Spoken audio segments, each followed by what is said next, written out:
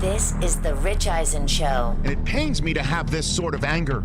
I sat here in this chair in December, and I retweeted it over the weekend when my dad passed away, God rest his soul, asking everybody to pull together, reach out, love, looking at the color of somebody's skin and thinking they're less than. It's a human being we're talking about. Today's guests, NFL Network reporter Jim Trotter, Pro Football Hall of Famer Michael Irvin, Pro Football Hall of Famer Ed Reed, plus ESPN NBA insider Brian Windhorst. And now, it's Rich Eisen. Well, hey, everybody. Welcome to this edition of the Rich Eisen Show. We're live here on a Wednesday in Los Angeles, California, home of when COVID-19, the pandemic hit, home of the team with the best record in the Western Conference in the Los Angeles Lakers, and the home of the second best record in the Western Conference in the Los Angeles Clippers.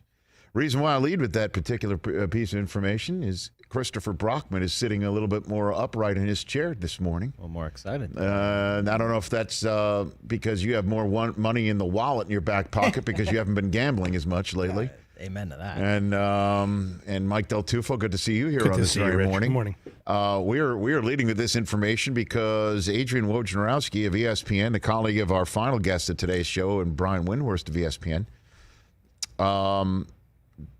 announced that the association's board of governors is going to have a chit-chat on Thursday, a little after lunchtime on the East Coast, Orlando time. The reason why we're mentioning that is because there is a plan to return to play with dates and times and everything.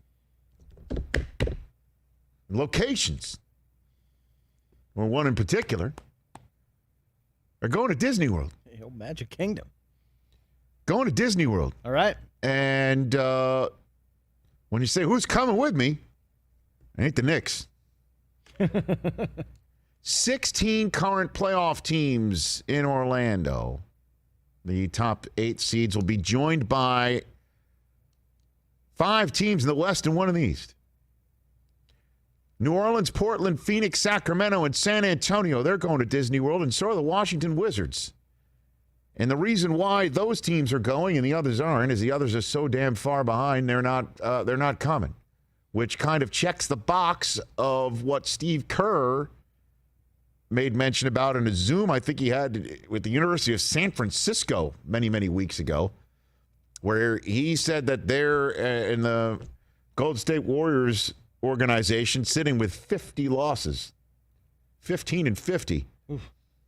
They were the ones who said, we're operating as if we're done. We're operating as if we are finished. And so are the Timberwolves, I guess, now at 19 and 45. The Phoenix Suns are going to Disney World at 26 and 39, 13 games under. And the reason why is they're only 6 games behind the Grizzlies. The reason why we mention all this is because, according to Woj, there's going to be a play-in for the 8th spot. Unless the team that finishes in the 8th and final playoff position in either conference has a 4-game lead after 8 regular season games have been played. So essentially, everybody that's going, the 22 teams are going to play 8 regular season games. The Wizards are 5.5 games behind the Magic. And they're 6 behind the Nets. Those are the only teams. You basically got the Nets, Magic, and Wizards in the Eastern Conference playing each other, playing everybody. Is playing everybody, right, 8 games. And I'm assuming the schedule will just be in conference, although everyone's in the same spot. I just hope for the sake of, say, the Suns, they don't have the Lakers on their 8-game schedule. I don't know how they're going to decide. Lakers, Clippers, Bucks, oh my God. Like Celtics.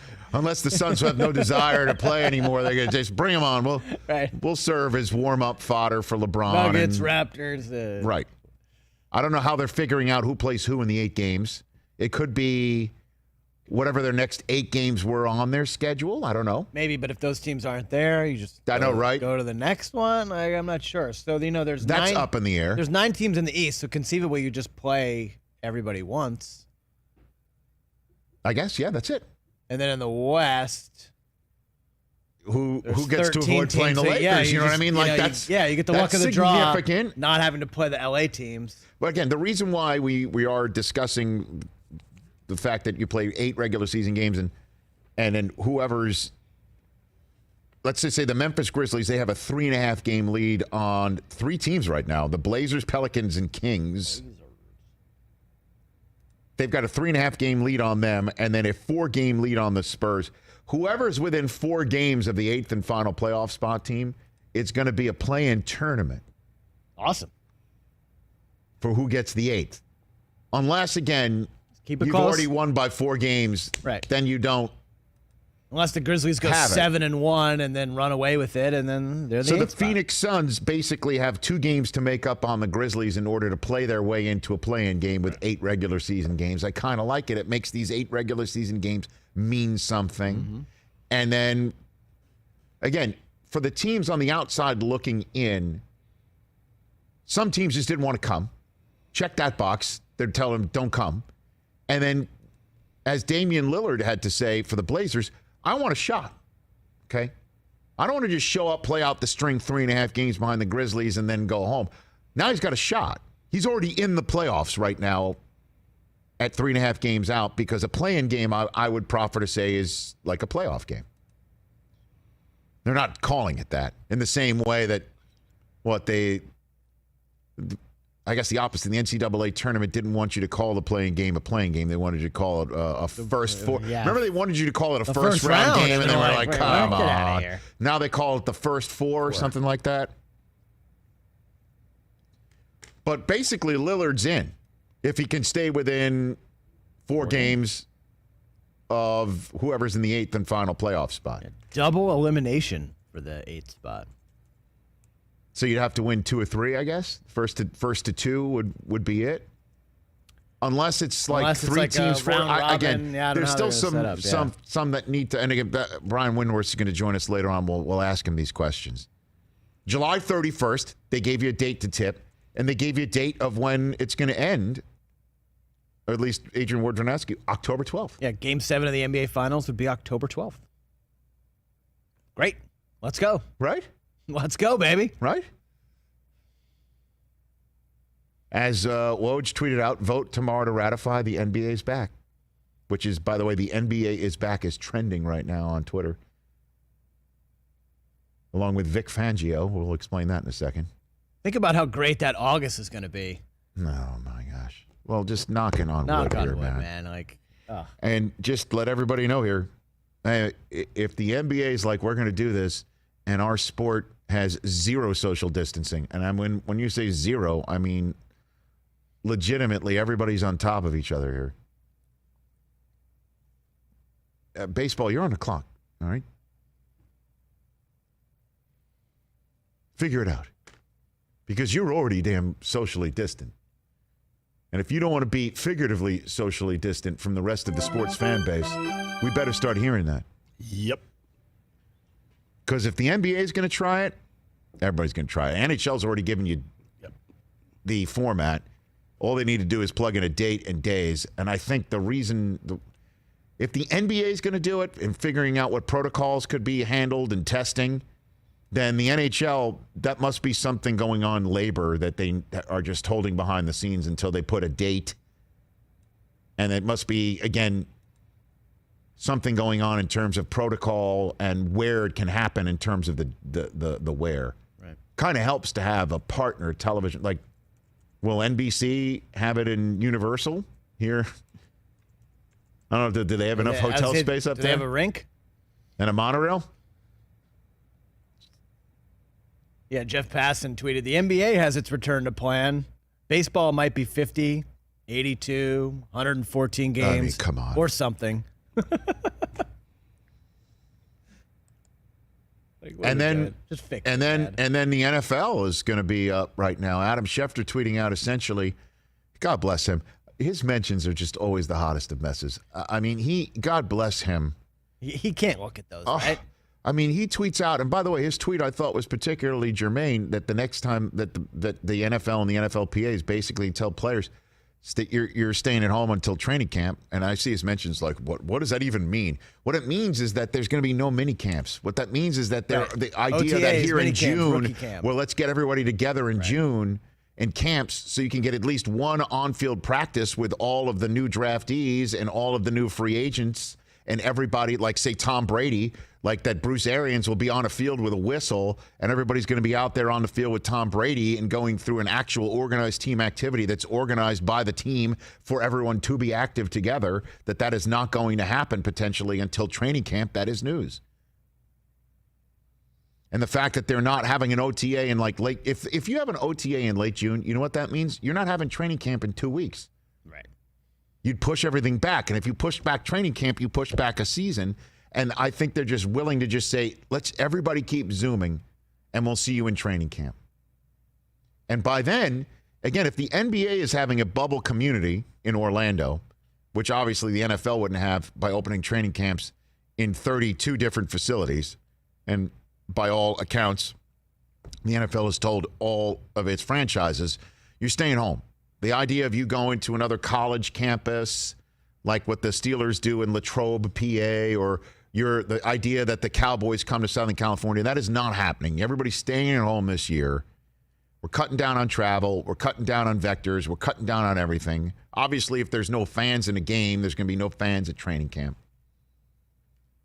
So all of that is happening right now against the backdrop of COVID-19, a depression, and what appears to be civil strife. On that front, first up on this show is going to be Jim Trotter, my colleague from the NFL Media Group. Then Michael Irvin and Ed Reed will join us. You can see there's Brian Windhorst at the bottom of the screen, talk about the NBA. We'll talk a lot of NFL. We'll talk a lot about what's going on in the real world and the NFL. In that regard, Vic Fangio spoke yesterday, the head coach of the Denver Broncos. He said yesterday, it was interesting to me, I retweeted this. Vic Fangio had his call. Okay, he had a call saying the full extent of the law should be used against those responsible for the death of George Floyd. He said that the officer who had his knee on the neck of George Floyd and killed him, murdered him, should be charged, quote, with treason for failing to uphold the badge of the uniform he was entrusted with. It's quite a statement. That's not why he's trending. It's not. Do you have what Vic Fangio had to say? I think our problems in the NFL along those lines are minimal. We're a league of meritocracy. You earn what you get what you earn. I don't see racism at all in the NFL. I don't see discrimination in the NFL. You know, we live in a great atmosphere. Like I alluded to earlier, we're lucky. We all live together, joined as one for one common goal, and we all intermingle and mix tremendously. You know, if society reflected an NFL team, we'd all be great. Yeah, that's obviously why a lot of people are talking about Vic Fangio today. Seahawks running back Chris Carson, quote unquote, called him a joke. Cadre Diggs of Seattle asked, quote unquote, is he blind? And so on and so forth. Jim Trotter's going to join us shortly here on the program. Look, racism's everywhere. I don't think I'm going to tell any tales out of school. And I think, again, as there is a quarterback who is sitting at home right now, not having a job because of the peaceful protest that he was undertaking, was viewed as so destructive that many teams just wouldn't give him a look-see. Now, are they not giving him a look-see because he is a person of color? You can have a debate on that. To sit here and say that there's no racism in any quarter of any spot is absurd. But what I think he is saying is in the locker room that guys don't care what your race, color, or creed is. If you score, you do your job. It doesn't matter. Or they're all a brotherhood. He needs to choose his words a hell of a lot better. Michael Irvin and Ed Reed will be here on a day in which Vic Fangio is trending like that. Oh boy. Every single day brings a new storyline. Hey, but at least James Dolan has fixed his problem. Be careful. Why? Because I'm going to go down a wormhole I'm just and Jim worried Trotter's calling you in 3 minutes? I'm just worried you're going to fall into the wormhole as we're waiting for Jim. Yeah. Look, hey, didn't come across great in his own organization by being the only organization in the Eastern Conference or in the only organization in the NBA where nobody from ownership, management, or the coach has said a single thing about the murder of George Floyd. I mean, the Spurs owners and team hasn't sent out a statement, but Greg Popovich handled that personally. Yep. With the Nation, Dave Zirin, he gave him a call and basically said, here's my thoughts. Goodbye. Did you read all that from Pop? Pop was amazing. I mean, unloaded. So, James Dolan sent out a word salad email to his staff explaining why everybody needs to be nice to one another, and there's no statement coming from the Knicks about this. But everyone needs to be nice to one another. Then he sent out another email because apparently, according to Pablo Torre of ESPN, that his staff began to meet to talk about what to do with the old man at the top of the flow chart. Like a players-only meeting, but it was all the employees. Do you have his new statement there, Chris? Yeah, I'm looking for it right now. Because I want to make sure I get this right. Because he did send out a second email today. A follow-up email is what he sent out to his staff. Quote, yesterday I made a sincere attempt to provide my perspective on a very difficult issue, one that has no easy answers. I know how important this topic is to so many. Fingers on the pulse. And I don't want there to be any confusion about where I as an individual or we as a company stand. So let me be clear. We vehemently condemn and reject racism against anyone, period. Okay. Let me just say this. If on your second clarifying backup email, you need to express your hatred for racism, you kind of screwed up on the first one. Good to know, man. Good to know that the owner of the New York Knicks and all the organizations he represents will not tolerate racism. Good to know. Why anybody gives this man a dime to go see his teams, I have no idea. I have no earthly idea what you Knicks fans, as the NBA is back, baby. The NBA's back. We can celebrate the return of the NBA because they are figuring it out. Adam Silver is figuring it out. The Board of Governors is figuring it out. They're going to get together and be smart about this, and they're going to bring the NBA back during a pandemic when we are all going to need it. And they're the first organization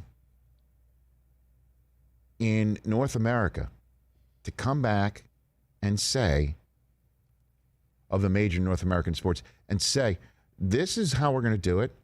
This is where we're going to do it. This is when we're going to do it. This is the format by which we will do it. And I'm imagining we will hear the protocols, that they'll be all buttoned up on that front too.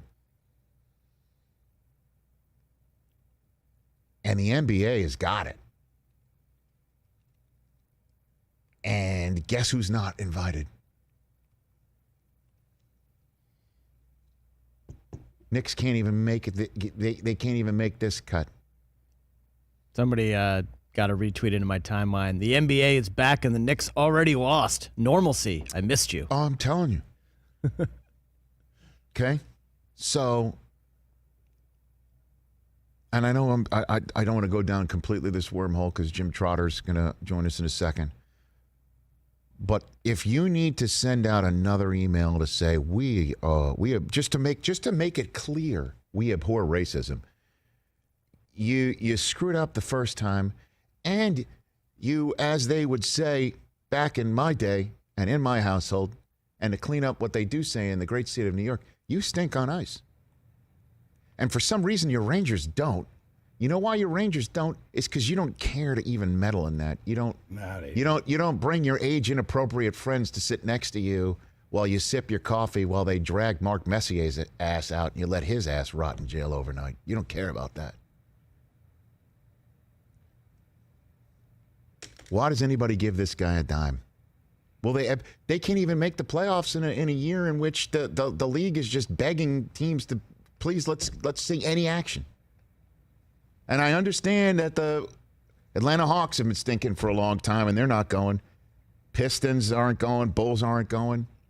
Hornets aren't going. Wizards are going. I guess it's the only form of Jordan that's going. All right. I'm now done. I'm out of the wormhole. Thank you. Hey, it wasn't too bad. It wasn't too bad. You were just peeking. I didn't raise my voice. No, you were just peeking.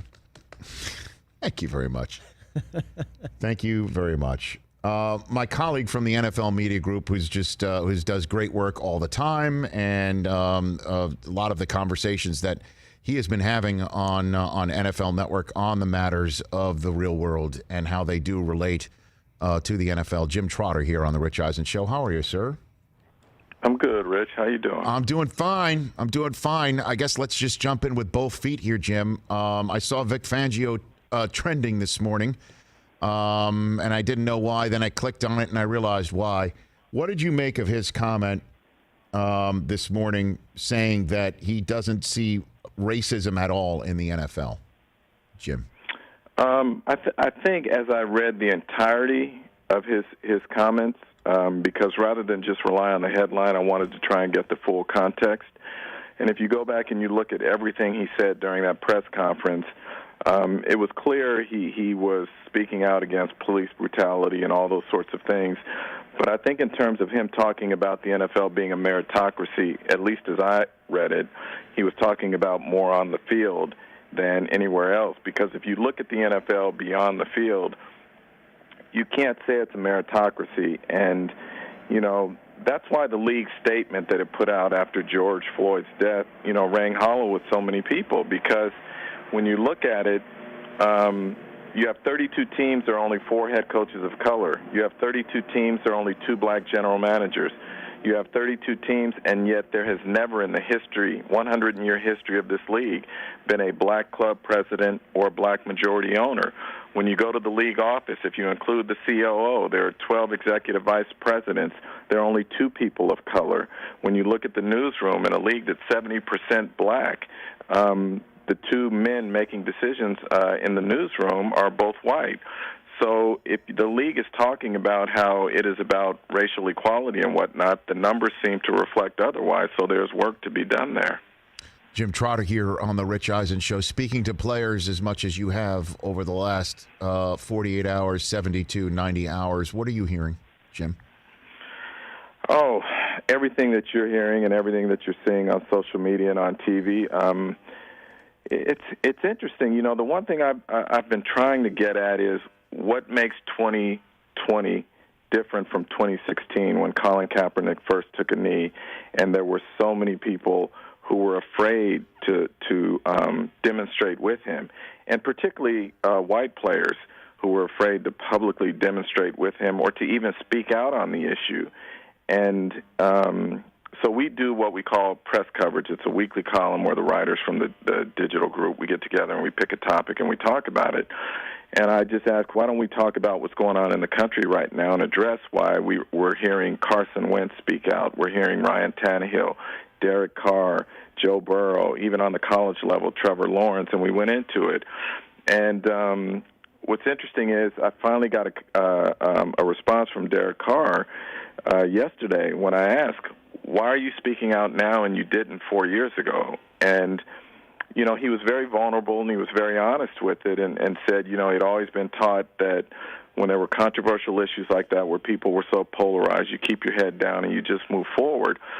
But based on the last 2 years in particular, it's just been heavy on his heart, and he just felt that it was time now. He felt compelled to speak out on these things, and, you know, that regardless of what the politics are, regardless of what anyone else is going to say. And it's funny, I hear people comment on my social media and say, well, he's 4 years too late or this, that, and the other. And my response is, I don't think you're ever too late to do the right thing, you know, paraphrasing Martin Luther King. So I applaud him and I applaud the others, you know, who have spoken out, and hopefully it helps lead to change more quickly than it might have otherwise. Is it possible part of this, too, is just, again, that they were, you know, the only video back in 2016 was of Kaepernick taking a knee and the president referring to NFL players as sons of bitches, and now the video in 2020 is of knees on necks and jogging African-American men getting shot dead in the streets. Could that be part of it, too? You know, Rich, no question video is powerful, and we can go back to many instances, even, for instance, in domestic violence, where when you have video, it takes it to a whole nother realm. So, of course, that's a big factor. But for anyone to act like they were unaware that these things were going on when folks have been demonstrating and protesting, not just the last 4 years, but long before that, I think is disingenuous at best. I think conscious decisions were made, in my mind, to say, you know what, either I'm not going to get involved or it's not my fight, and I'm just going to choose to move on with my daily life. And that's the unfortunate part. I just wonder if more people had been receptive to the message that of why Colin Kaepernick was protesting back in 2016, might some of these killings that we have seen in the last 4 years have been avoided. And obviously there's no way to know that completely, but I can't help but wonder that. So again, what I'm trying to do is not get so focused back on 2016, but now see, okay, we are at this point in time. What can we do going forward? And, you know, my thing is, look, because, you know, we had a discussion with Kurt Warner 2 days ago about what can white people do who really want to make a difference in this.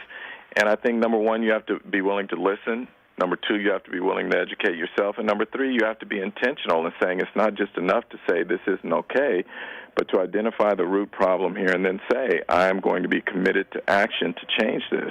And really, that's the only way I think we make change in this country. Well, I've got Anquan Bolden on the show tomorrow, Jim, and he is definitely about the action and the active word and identifying bills that need to be brought up in state houses or bills that need to be repealed in state houses and so on and so forth. What is the NFL's relationship with him, his organization, other organizations that players have put together to actually put some of the statements that you said that in many parts rang hollow to put some action behind it? What are you hearing on that front? Well, as you know, the NFL and the Players Coalition work together on issues, and they have the Inspire Change initiative. And the Players Coalition has made some tremendous strides, and we don't hear about them because they're not headline-grabbing, you know, those sorts of things. But they're things that are critical in terms of addressing concerns and issues in minority communities in particular, whether it's changing in Michigan, changing the requirement for or preventing minors from being prosecuted under the age of 18, whether it's restoring voting rights to convicted felons after they've come out and been out for X number of years, and now they have a chance to participate in our electoral process. Whether it's out, you know, fighting for the Clean Slate Act, which wipes away or seals, I should say, criminal records for so many people, or whether it's fighting to get more money, infused into public school systems to help with education in disadvantaged communities. They've done a lot of great work, and I think they're going to continue to do great work. And now some people will say, well, much of that money came from owners who just wanted to buy the players' silence and stop them from demonstrating.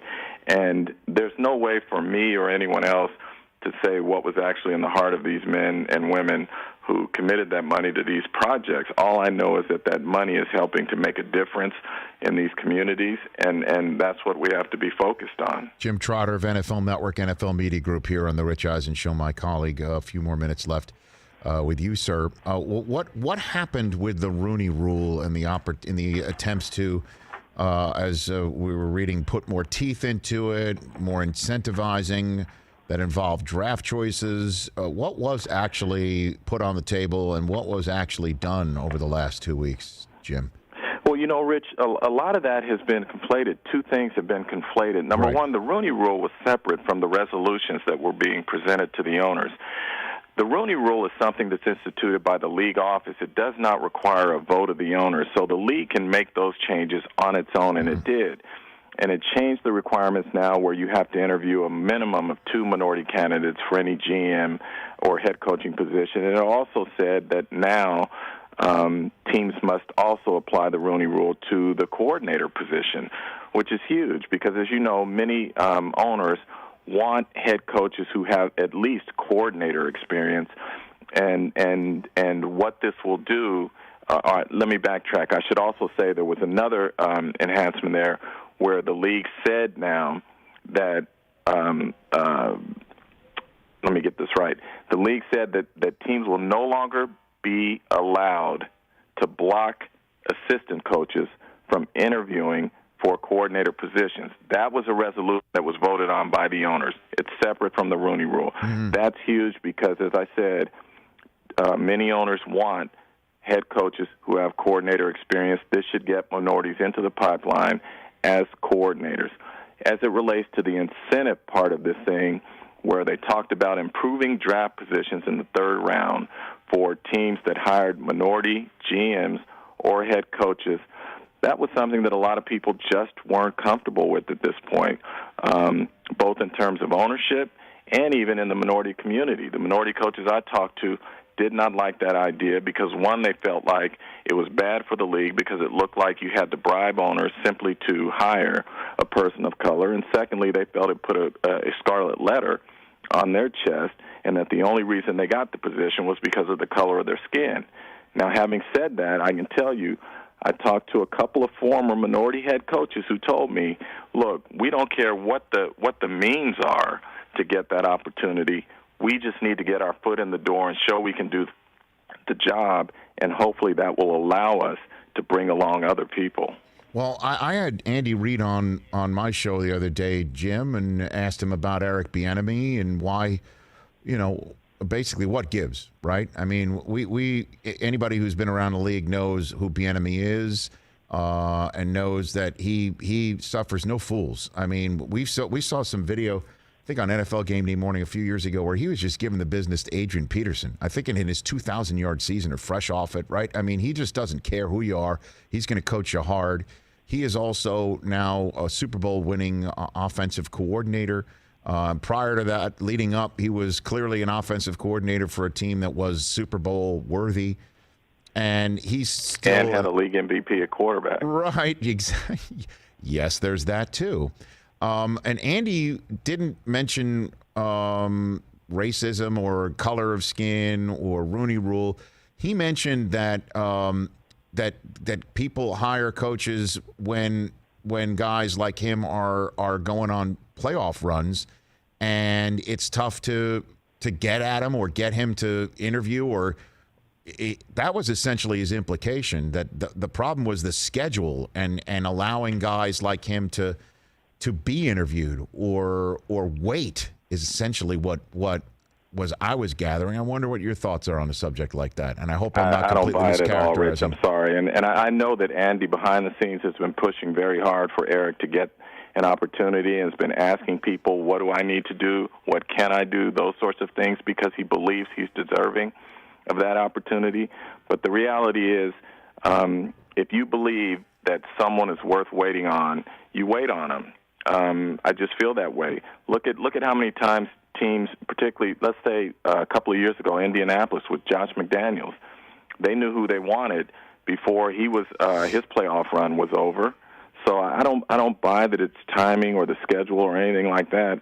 What I hear from these minority coaches is, look, there is a problem here in terms of owners' comfort level with people who don't look like them, don't share the same social backgrounds as them or cultural backgrounds as them. But I would go to take it one step further, Rich. I think it's what Tony Dungy said to me last summer when I was working on a story, and he said that NFL owners simply don't know how to hire head coaches. And we point out, because what happens every hiring cycle, the first question we hear from people is, who are the hot candidates? And owners are guilty of that too. And what they don't do first is establish, what are they looking for in a head coach? Do you want someone with past experience or someone who's fresh? Do you want someone older, someone younger? You want someone from offense, defense, or special teams? Do you want someone who's hands-on, or do you want someone who delegates? Do you want someone who's more charismatic, or do you want someone who's more laid-back, understated? All of these questions should be answered before you ever even get to the point of saying, who should we consider to be our head coach? And if you haven't done that, that reflects why, since 2000, we've had an average of nearly 7 head coaches changing every year. You're talking about a quarter of the workforce among head coaches changing every year since 2000. So as an owner, doesn't that tell you that your business model is flawed if you're making those changes that often?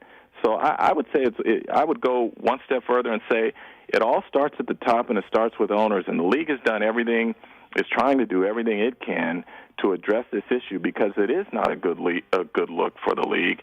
But unfortunately, the league does not hire head coaches. And if there's one thing we know about owners to this point is they're pretty damn good at firing, but they're not very good at hiring. Jim Trotter here on the Rich Eisen Show. I don't mean to laugh, but you're kind of spot on right there. Before I let you go, what are you hearing about what Adam Schefter, our former colleague at the NFL Media Group, is reporting, that it looks like training camp is what the league is looking at for getting players back into facilities and physically together. And that would be significant. Obviously, having no on-field practices in the spring is something that everyone eventually can deal with if we're talking about let's just get focused on a playing season. But what are you hearing about the sands running through the hourglass on the NFL's opportunity to plan for a season here? You know, Rich, even as far back as a month ago, that was what I was hearing from the owners that I had talked to, is they felt that the first time the players were going to get together was in all likelihood going to be training camp in a best-case scenario. So that doesn't surprise me at all. We've been told, as you know, not to speculate on all of this, so I'm not going to speculate. But I do believe that one thing the NFL has on its side is time, and that it can sit back and observe what happens with the other leagues that are looking to start now. We've heard that baseball ideally would like to have a spring training this month, quote unquote, and then start a season in July. And I think that if that were to happen, I think the NFL would be able to see, are there any hiccups? What were the pros and cons, any issues? And I think if there are no issues there, or let's say the NBA starting up, then I think to them the message is we go as planned. If there are hiccups, then I think obviously they would have to use contingency plans. But my expectation at this point, barring something dramatic happening, is that we will have training camp on time, and the season will proceed as scheduled. Yeah. I don't know what it'll look like. Right. I don't know if that means fans or not, but I believe it'll start as scheduled. Well, I mean, you're seeing, you mentioned baseball. Their collective bargaining agreement comes up after the next playing season. You're already beginning to see, conversations between the two sides right now that are preparing for that. How huge was it that the NFL got their CBA done just before the pandemic hit? Or just as it was happening, question. Jim, right? No question, it was huge. I can't imagine what those discussions would be like right now, with everything that's going on, and this climate, in a word, huge. Right, because you're seeing right now what's going on with baseball and its union, and the conversations you're hearing are absolutely, hackles up based on the multi-billion-dollar argument that's coming, and the fact that the league, and I know many players were not happy that deal got passed, ratified, et cetera. And it just couldn't be any bigger, that because for everyone to come together, if things do need to change and modify it, obviously big that there's a 10-year deal that's signed and hammered out. What are you hearing anything about protocols? Are you hearing anything about again, I'm reading about N95 masks being put on face masks and things of that nature to try and mitigate whatever community spread could happen should the players get out there. Are you hearing anything on that front, Jim?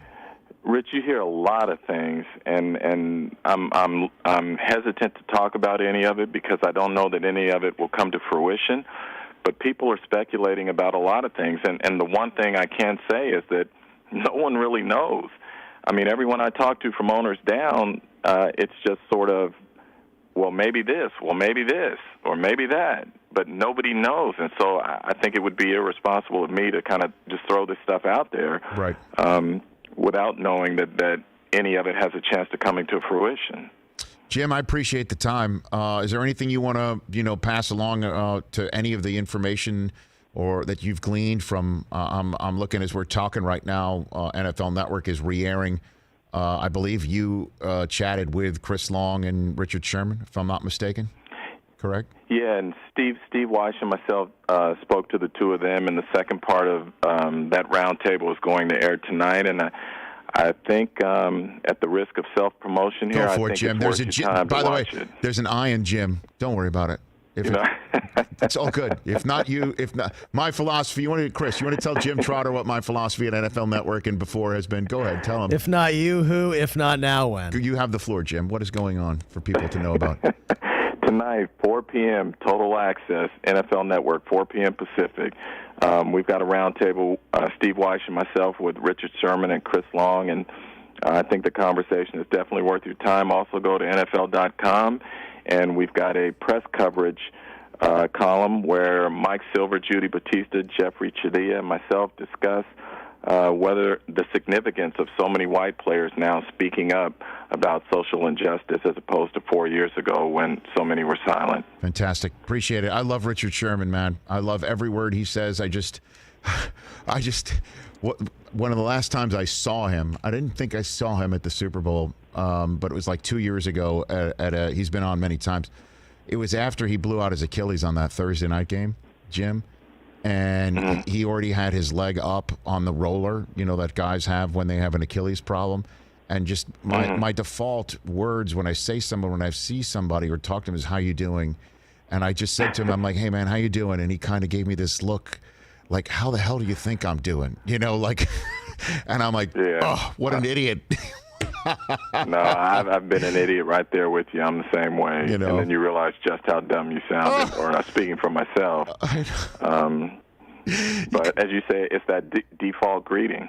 I know, and he kind of gave me that look, and I should know, months of rehab, career in question, contract up. How the hell do you think I'm doing? And there's nothing to do with being a dad and a father, a husband, and all the pressures that come with that being in the NFL. I just sat there and I'm like, what a dumbass. And I went up to Irv. I'm like, would you mind going to him afterwards when you see him? Just make sure he understands I'm not a total complete moron, But he knew that. He knows you're not. We all know that, Rich. No, I appreciate that.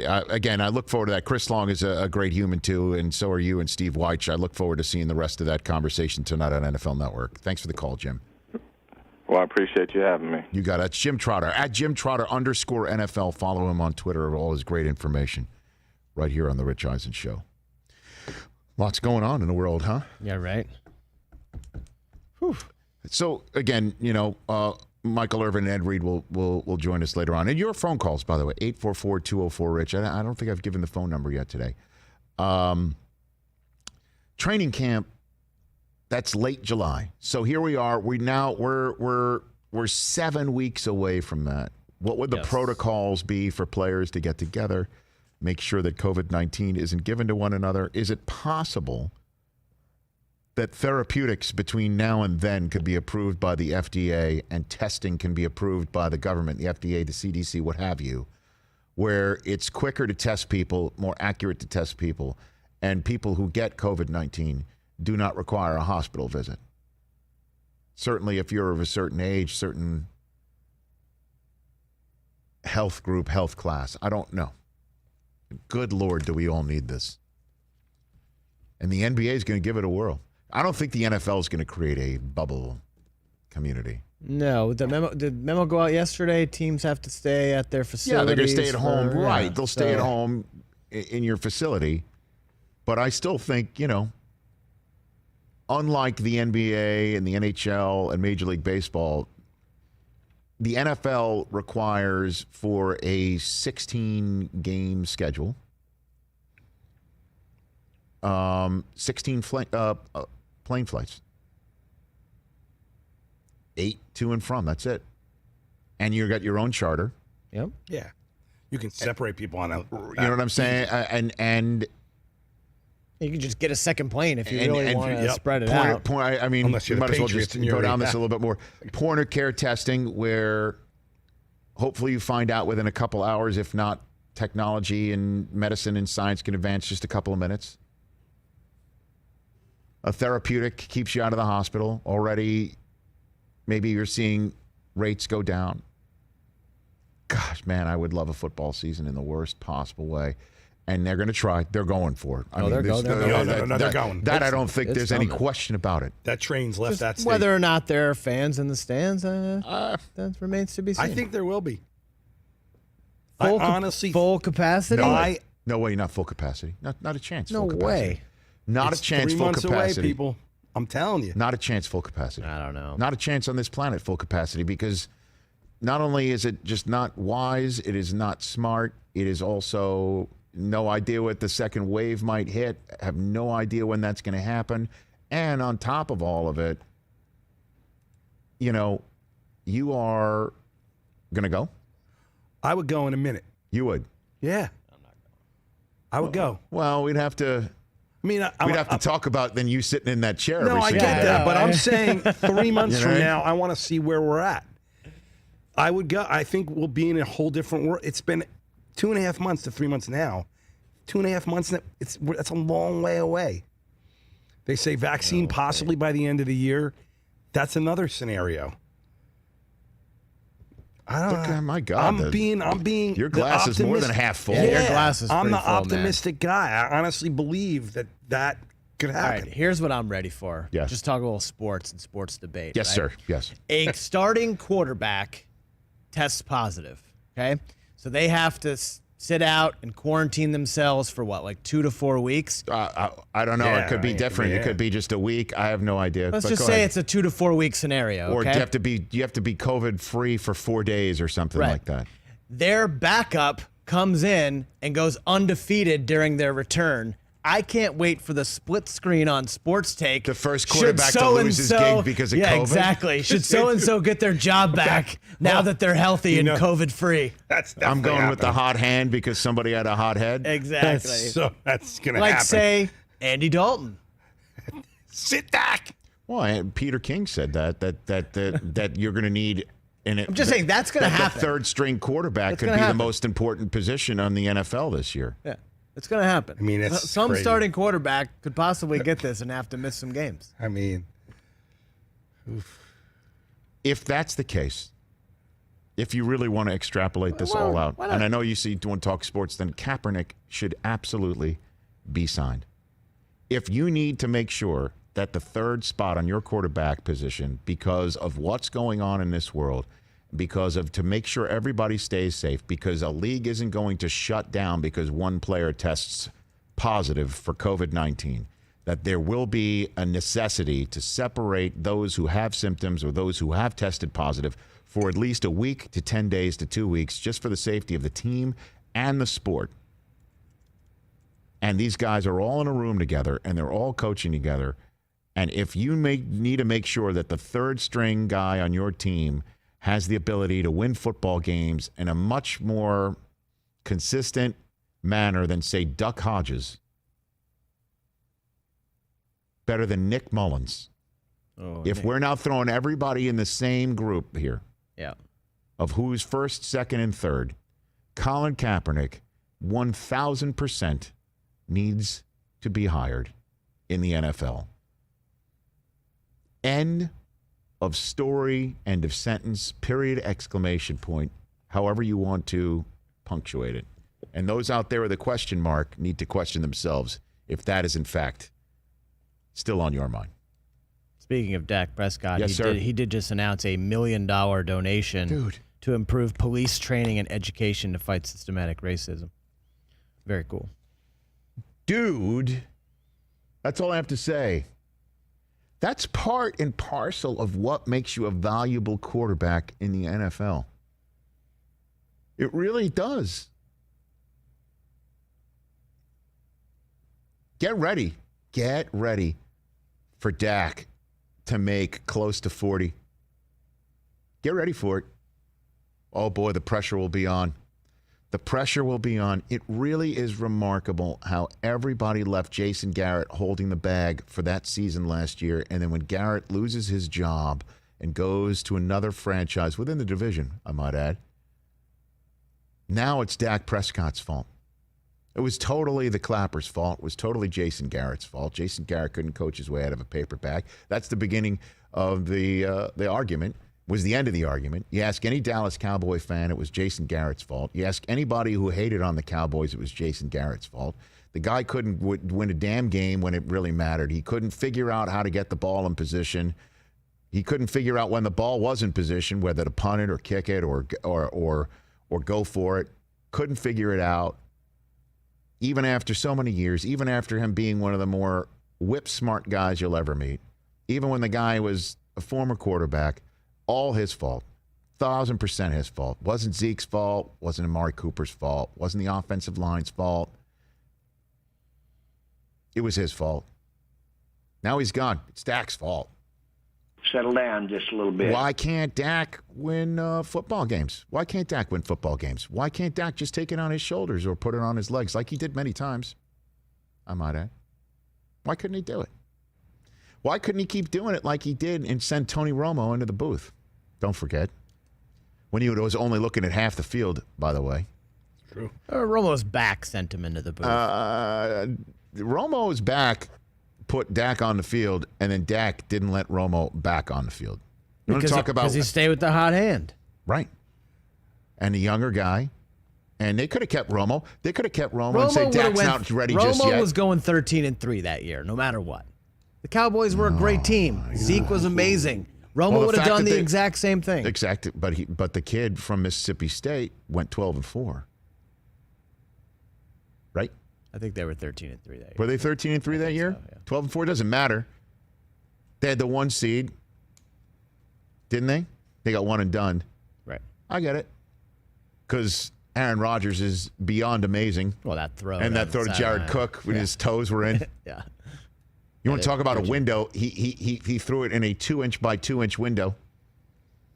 The window was probably the size of Jared Cook's toenail that stayed in bounds. That was Garrett's fault. Until he's gone. Now it's Dak's fault. And it's his turn to get paid, but let's not pay him because he's not worth it. I don't buy it. I won't buy it. And I will figuratively die on that hill. I will watch Dak get paid a ton of money. And every single time, if I'm so fortunate to still be sitting in this chair, every single day on this show in front of this audience, I will take your phone calls and I will get them for Dak stinks. Look at Dak. He can't win the big one. All of that. Michael Irvin will be joining us shortly in about a half an hour from now. Why doesn't Dak deserve the money in so many people's eyes? Do you want to make that case, Chris, on the show? Like, I will give you legitimately why he doesn't deserve it? 30-second, 40-second jag, unless you really don't believe it and you're just trying to take the opposite side for good effect here. Or you do believe part of it. I do. I don't think he should be the highest paid player in the league. No, I don't think so either. I don't think he's deserving of that in terms of his skill set. Then what are we talking about? But he's deserving of it because his skill set has him in the top tier, and that's what top-tier quarterbacks get paid when it's their turn to get paid. That's the system. Well, the system is flawed. Now, I'm not sitting here saying he's the best quarterback in the league. I would never say that. But you think he should get paid like it? But that's because that's the system. It's his turn. He's played well enough in this position of this league and shown that he can not only win the day on game day, but win the day in the community like this. He's a leader. Jerry Jones isn't getting that call at 3 a.m. saying, you'll never guess what Dak did. That's true. Which you don't want to get. He'll never get that call. Never. In a million years get that phone call. And on game day, Dak is going to take responsibility. He's going to step in the pocket. He's going to look people in the eye and say, let's go win the football game. And he's done it. And he's thrown for a ton of yards. 1 year he threw for a ton of yards. He's only been in the league, as a starter, 3 years. He's still a young pup. And it's his turn to get paid. So in 3, I know we got a minute left. So in 3 years, who's next? Like, who am I going to be railing against in 3 years from now? Joe Burrow? No, because he's number 1 overall. Who's going to be the next 3rd round quarterback, 4th round quarterback to get a shot in the league? Stid? Your boy Stid. So in 3 years, No. when Stid he should get $45 million? No, well, the Patriots. What do you mean? Well, the Patriots don't do that sort of thing. Doesn't matter. It's his turn. He'll be next. They don't do that But sort of thing. it's his turn. They Someone's got to pay him $45. But it's his turn. He should get $45 million. They'll turn to Stid and say, Stid, TB12 never did it. And if you don't do it, Stid's going to say, different era. I'm not TB12. It's my turn. Dak got 40. I should get 45. Well, Stid's got to win it in his first year being the starter, which he will be able to do because there'll be no fans in Seattle, so you get that win. Wow. Though they were apart these days, we're sharing more, and Geico would just like to say thanks. Thanks for sharing your savage dance moves, your DIY haircut fails, anything that you're sharing out there with everybody. Now it's Geico's turn to share it, the Geico Give Back. A 15% credit on car and motorcycle policies for current and new customers. And because Geico's committed for the long haul, the 15% credit lasts your full policy term. Geico.com/giveback.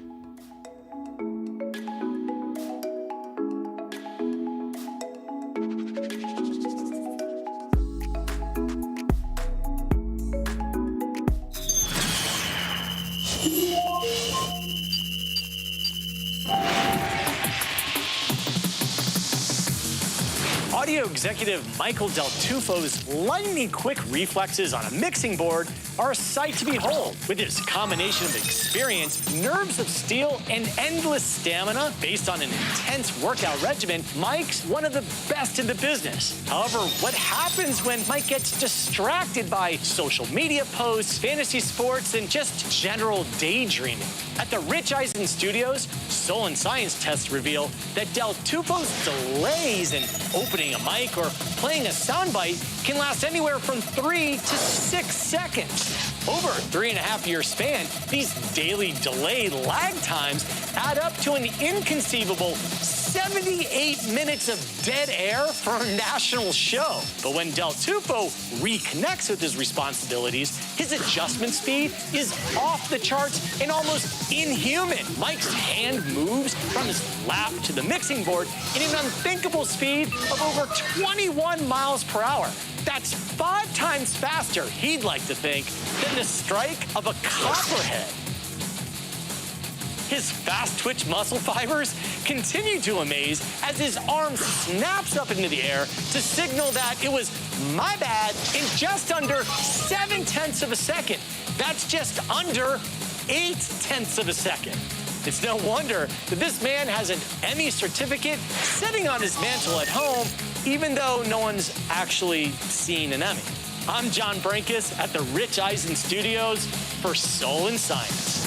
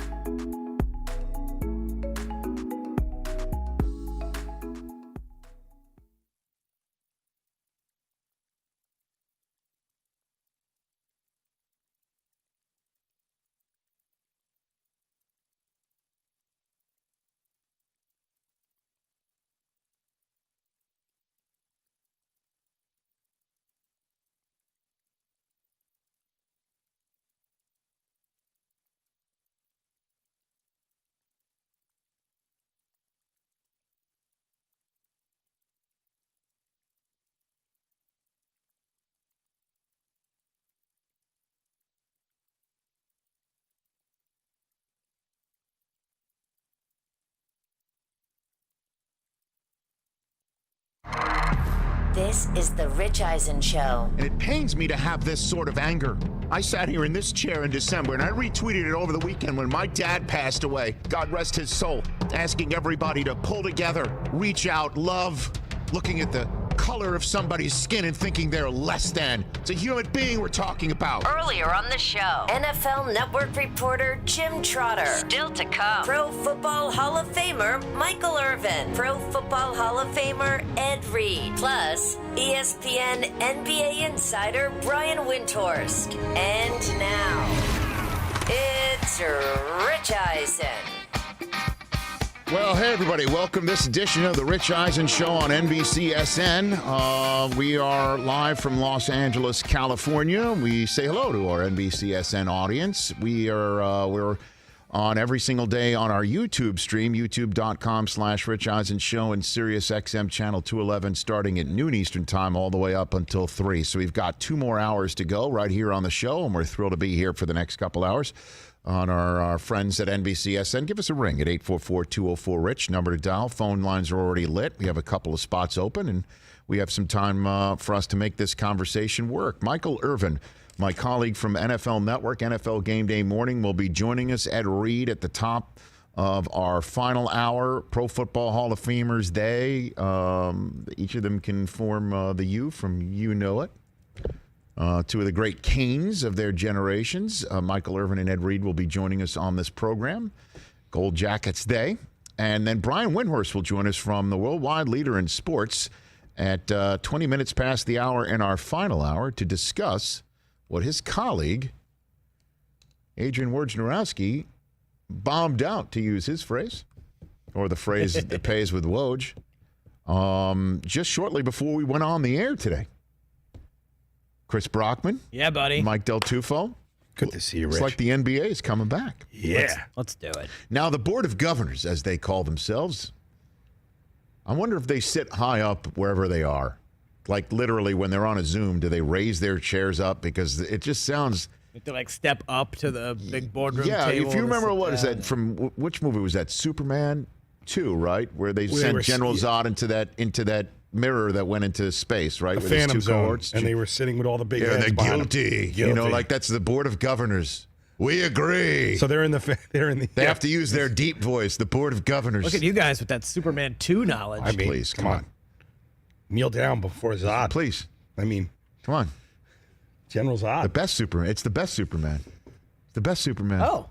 I don't know is that a hot take? It's been a while since I've seen Superman, but those Superman. Excuse me. Rich. Excuse me. Rich. Excuse me. And I know that there's lots of stuff going on in the world, but let's stop here. Best Superman, Superman 2. Best Star Trek, Wrath of Khan. Best Godfather, Godfather 2. Let's stop conversating. Superman 1 conversing. was great. But I do like Superman 2. Okay. It's hard for me to argue that one with The Rich. Board of Governors have spoken. Back to the basketball. Looks like they're going to approve the plan, and the plan is this. The NHL's come up with a plan in terms of who's going and who's playing and how, right? But they need to get some games to do that. They need to get some games that matter to do that. And that's why the NHL is having a round robin for the top seeds, and they're having sort of an NCAA tournament type setup for seeds 5 through 12. That's how the NHL is going to get people up to speed and get some games going and people up to game shape for a playoffs that everyone hopes will look and feel legitimate. So the NBA is having 8 regular season games played. And if you are within 4 games of the 8th and final playoff spot by the end of those 8 regular season games, you're going to be in a play-in tournament. Okay, so the games are going to mean something while everybody's getting in game shape.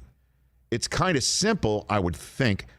Who's going to play whom in the East? If there's 9 teams, that means everybody plays each other once, right? The Bucks would play the Raptors, Celtics, Heat, Pacers, Sixers, Nets, Magic, and Wizards once. There you go. Simple. Yeah, East schedule seems easy. Right. Because you got 8 regular season games. You got 9 teams. Boom. Can't play yourself. Nope. Wizards can't play the Wizards, for instance. There you go. Would John Wall be back for this, by the way? Question. And how fair would that be? John Wall couldn't finish the season, but now he can? All right, place that aside. Hopefully we get in that bubble of competition and worried about that. Right now, let's talk about getting everyone there healthy, safe, and getting through everything healthy and safe and what happens when people aren't potentially healthy. All right. In the West, who plays who? Someone's going to get a bad draw. Right? You know? Somebody's going to wind up playing the Lakers when they need to start winning games, the Clippers when they need to start winning games, and then they being the Blazers, Pelicans, and Kings, and Spurs and Suns. The Blazers, Pelicans, Kings, and Spurs are all within that 4-game window of the 8th and final playoff spot residents in the Grizzlies right now. And it doesn't look like the Mavericks and Luka are going to fall down to the 8th spot. So it looks like the Grizzlies will be the ones that play in a play-in game with whoever's within 4 games. And that could include the Suns, who are 6 out. And for the NBA, it's great, great, great that you've got Morant and you've got also Zion in this mix. The guys who are up for the Rookie of the Year. And so there you go. The Kings and the Spurs, Pelicans and Blazers, right now we'd have a 5. Like if the season ended today. I just used that. By the way, I've been waiting to use that phrase. My God, I've been waiting to use that phrase. They would be a 5-team play-in tournament. I don't know how the hell they'd work that. Now, in the East, it's basically 3 teams for the 2 spots. For 2 spots, yeah. But the other teams need to get games in. Right. They got to get into game shape. And then we've got playoffs. Let's go. Passport to fun, man. Pumped up. Let's do it, man. Go. They're going to Disney World. August is going to be... Everyone's going to Disney World. Great. And assume, again, that the NBA has worked on the protocol and the health and safety protocols as to who's allowed in Disney World and what people who are working, what their rules of their engagement are and where they can go and what you can do and vectors and health and safety, all that, I imagine, will be worked out. And the Board of Governors will say, yay. That's what they have to say, by the way. They cannot say yes. If you're under something called the Board of Governors, it's yay or nay. Then you have to say it like that. Yeah, deepen your voice a little bit. I say nay. I'm a governor on the board. And here I thought the NFL referring to themselves as the membership would be the most highfalutin. Board of Governors. Trying to figure out which one I like better. It's got to be Board of Governors. Yeah, it's pretty good. Although you want to be in the membership. Yeah. I'm in. It's great news. Yeah, let's go, man. Sign me up. Get some sports back. Well, I mean, it's... Do it right. It's ramping up, and then you got Major League Baseball. I mean... The latest example of get your you-know-what together and do it fast. Got to hear that. We had Jim Trotter, my colleague from the NFL Media Group, on in the first hour on our YouTube stream and Sirius XM. We had him on, and I'll tell you what, man. He concurred to what I was saying the last few weeks, which, by the way, I love when guests do that. So if you're calling in, please, say you agree with me. It's always fun. But he agreed that what's going on with baseball has to do with the level of mistrust, that there's a collective bargaining agreement conversation going on, the multi-billion-dollar conversation set for next year. Here we go. Now that you're negotiating now, there's some maneuvering, trying to jockey for position for that big conversation next year. And how huge that the NFL agreed with the Players Association on a new 10-year collective bargaining agreement just as the pandemic was hitting. Because this would be a much thornier conversation that's going on right now. Much thornier conversation. As the NFL might not get back on the field until training camp, according to my friend and colleague at ESPN, Adam Schefter. So there's that. But at least the NFL looks like they're going to go. And the NHL has said, we have got a schedule. We just need to figure out the where and when. And I'm imagining that has to do with either health and safety protocols or whatever conversations are going on behind the scenes with its players' union. But the NBA is going to announce tomorrow that the Board of Governors have said yay to an 8-game regular season schedule and then a play-in tournament for the 8th spot. By the way, how'd you like to be the winner of that 5-team hootenanny maybe for the 8th and final playoff spot, and then you take on a well-rested LeBron James and Anthony Davis Los Angeles Lakers? Or rusty LeBron. Definitely not. Rusty. By the way, I'll say this on camera now. I spoke to Sources? You got sources? No, it's sources. My buddy, who's a big-time Clipper fan, saying that COVID was just the latest example of the Clippers jinx. Is your buddy TJ Jefferson? Up there, no, not TJ, but He's one of the few Clipper fans. Up there with Olowokandi and, I know it's no laughing matter, but it's kind of gallows humor in a way. But up there with Olowokandi, it's just typical. The Clippers look like it's their best shot, and the pandemic hits. But I'll tell you, who's great in tournament action? You know who's great in winner go home action? Kawhi Leonard's pretty damn good at that. Kawhi Leonard, a guy we haven't heard the from last laugh in 3 months. I know, because he doesn't do any of his. He's on Instagram living. Disappeared. He's on his not own Facebooking. island. He's hanging out. He's not snap facing, as Belichick says. Nice. He's not doing any of that. Nope. My face. He's not my facing. He's not doing any of that stuff. Snap face. But you know who's great at What it winning? do, baby? You know what? You know who's great at winning games and sending you home and dispatching you from places of fun like Disney World? Kawhi Leonard. The last laugh. And this works, too, from the point of view of Steve Kerr saying, we in Golden State land consider our season over. Well, it's over. He's one of the Western Conference teams that's not coming. And Damian Lillard said from Portland, hey, we're 3.5 out. I'm not going somewhere, leaving my house with no shot to make the playoffs, or at least to play out the string. So even if, let's just say, Portland loses 3 of its first 4 of the 8, right? They might still be within that 4-game window. And I like the fact that it's still, these 8 games mean something more than just getting the important teams up to game shape. It means something to somebody. And Zion Williamson has got a shot to be the 8th seed. Like, who's not sitting at home watching Zion versus the Lakers and LeBron with no fans? I'm watching that. We're all watching that. We're all settling in. Yeah, buddy. Correct? And again, I would just hope that there's just a way that testing can be done in a manner that is effective, and that everything you read about therapeutics being on the way or in the pipeline that turns COVID-19 into a death sentence into a long hospital stay, and long hospital stays into no hospital stays, and no hospital stays staying at home for a week to 10 days is now just something similar to taking Tamiflu when you get the regular influenza. Like, that's what we're talking about here. And then we'll just play our sports with no fans until it's completely and totally safe, or at least it's something that's more livable, and let's go.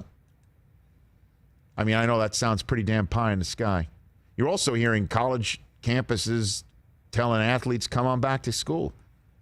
And you're seeing your alma mater, Syracuse, is telling kids we're going to have on-campus learning. I think USC said that yesterday. They're going to be on-campus learning, and, there may be, is it true your school doesn't have school on Fridays? Did I hear that? No. Sometimes?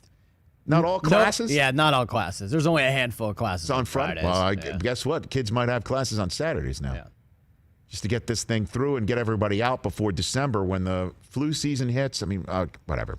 Not to turn this into a health and safety, but that's the world right now we're living in.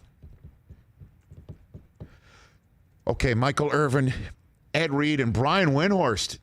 It's kind of not only great news because his sport's back, but his idea of having a play-in for the 8th seed, like he thinks the NBA should have every year.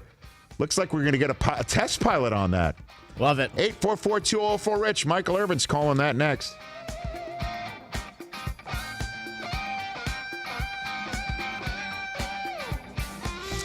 All right. Can somebody get Michael Irvin on the phone right now? Can we attempt to do that right now? Yep. It's one of those, as you know, situations. Adam's on it. Adam's on it. Adam, our call screener's on it. He's taking calls. He's making calls. He's doing calls. Do you want to unpack our poll question here, and then we'll bring it to the NBC SN people? Sure. Christopher? Sure.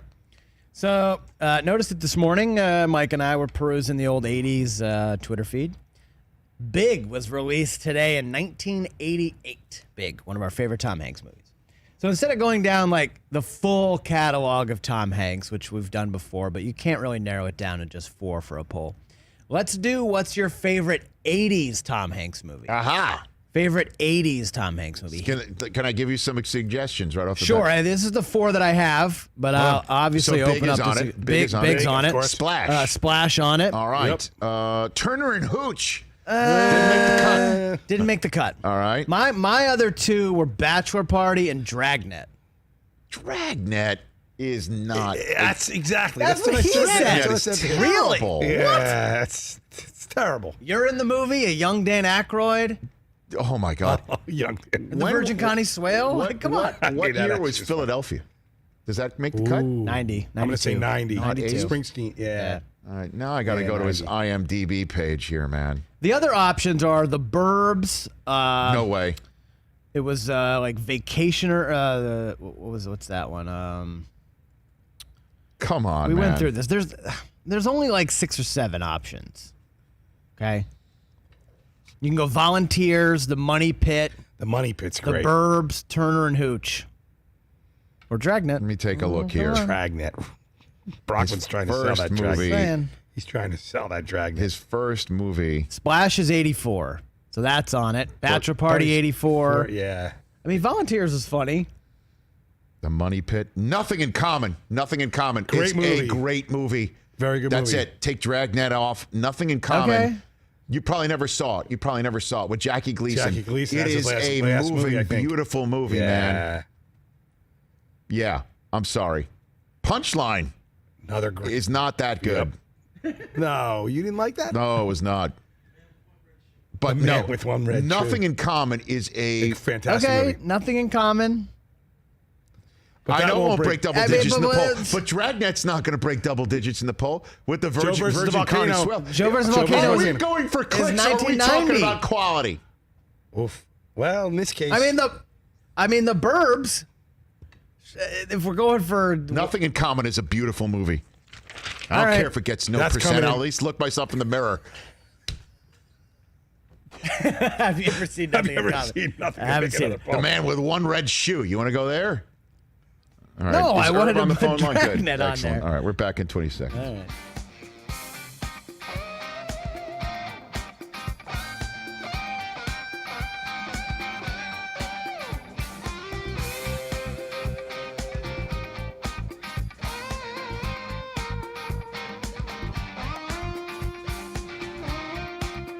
844-204-RICH, number to dial. The NBA is coming back. Brian Windhorst is coming our way from ESPN to talk about it in hour 3.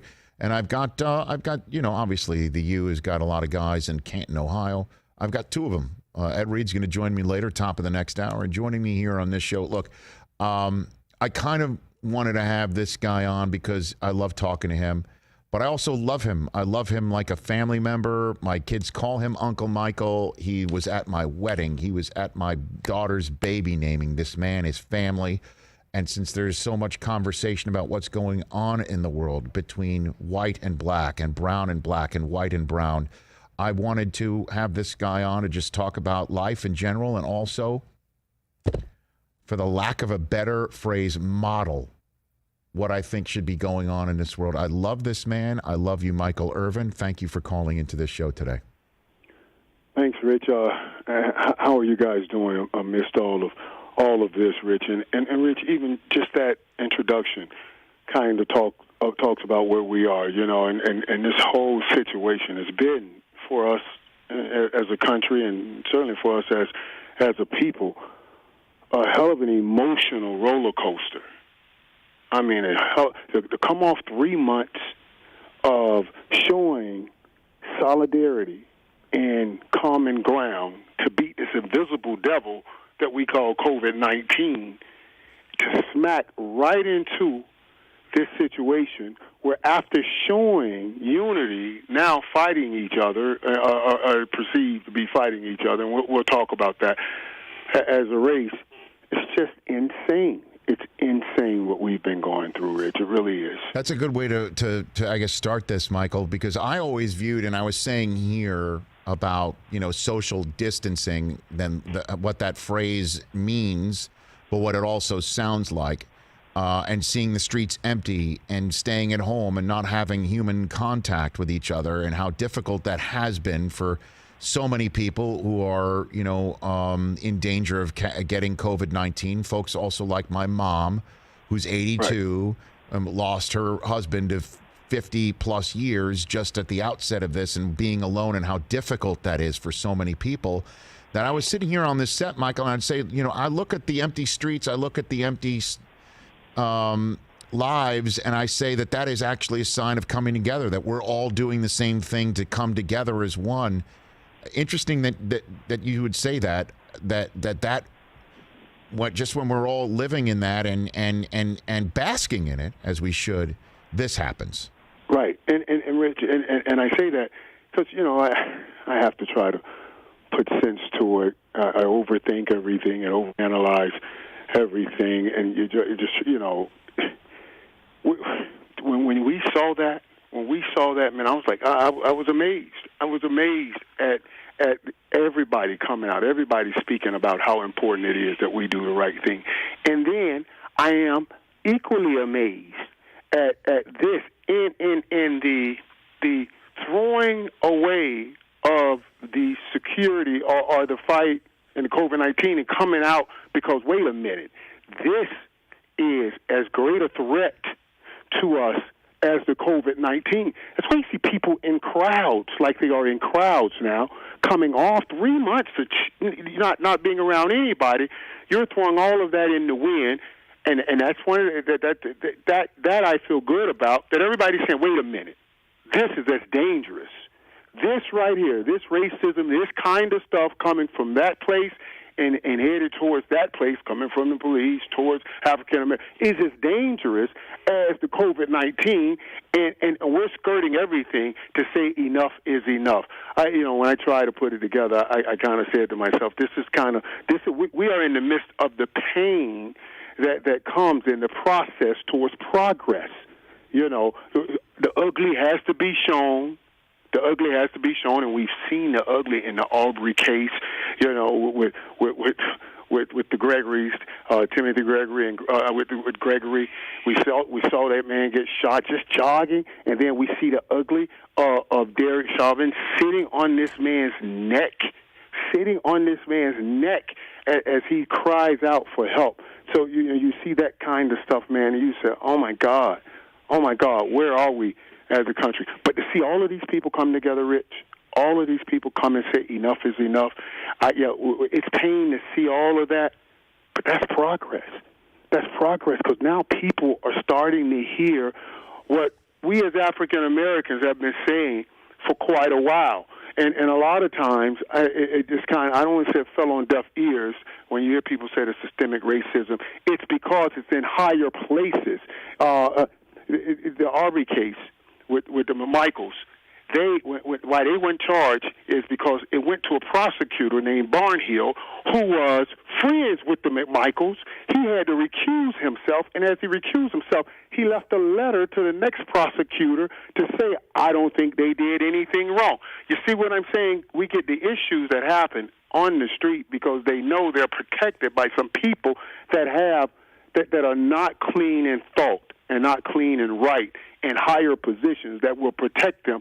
We can't just get the police officers without getting those higher people that have been protecting them out before we go forward. Michael Irvin here on the Rich Eisen Show. What do you want people to know, Michael? I'm just going to just a very hugely open-ended question, but you know, Rich, listen, basically what I just stated. I want us to understand. Yeah, we're in pain now, but there's been great progress, and we're going to see more progress. Now, things will start changing. And to that, I have to thank all of the other people that are not people of color that were in the fight before.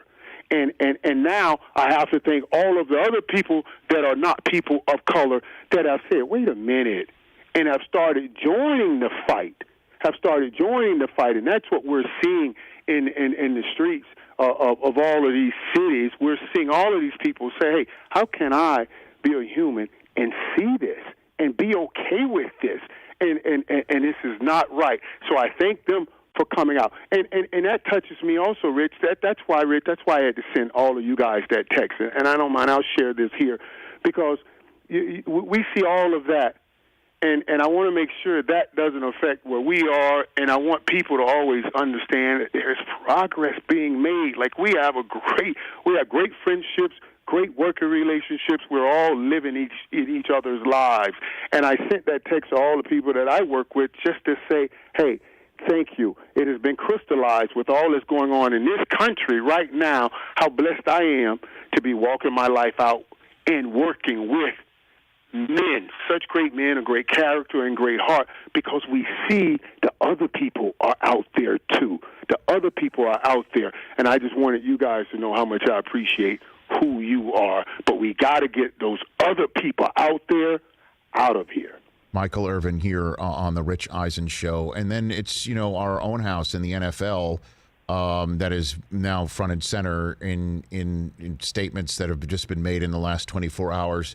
The coach of Denver, and Vic Fangio, as he gave a full-throated support for what is happening in the streets for George Floyd and trying to protest against police brutality. He said that there should be files of charges of treason filed against the cop who murdered. That's my word.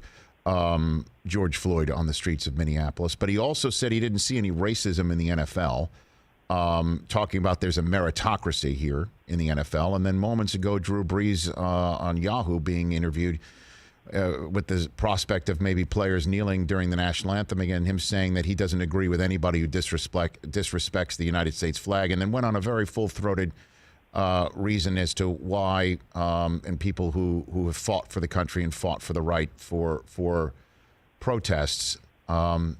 There's going to be a lot of recrimination and finger pointing going on, Michael, and I'm wondering what you could, say about all that. Well, and to that point, and Drew, listen, I respect all the people that have fought for this country, but the reality is, and let's just go to the point, go to the source. When Colin Kaepernick took that knee, he was not doing it and to disrespect the people that have fought for this country. It was actually after he had talked to someone that had fought for the country that told him to take the knee. Yes. So he was not doing that. But what remains that should be shocking is that it's the same pose that killed Floyd. It's the same pose that killed Floyd. So even some of the people like Drew Brees who may have felt emotionally one way when it went on, when they see this video, because go watch New York Times. They put together a reenactment of the whole thing. It's very difficult to watch, but yes, you have to see it. It's a great piece. It's a great piece to let you see everything, man. When you see that, you're like, oh my God, that's murder. That's murder in the streets. There was no for $20 for a fake $20 or whatever. That there's no reason that should have come to that. There's just no reason it should have come to that. And I feel badly for it. But all of those people that saw that and believed it was against this country, it's okay to come across now and say, now I see. Let's not be so rigid. Let's not be so rigid into who we are and our beliefs that we don't come across the water now and say, you know what, I was wrong. I see what it was about now, and I want to give a hand to helping out. And a lot of people have said that. They've said it to me.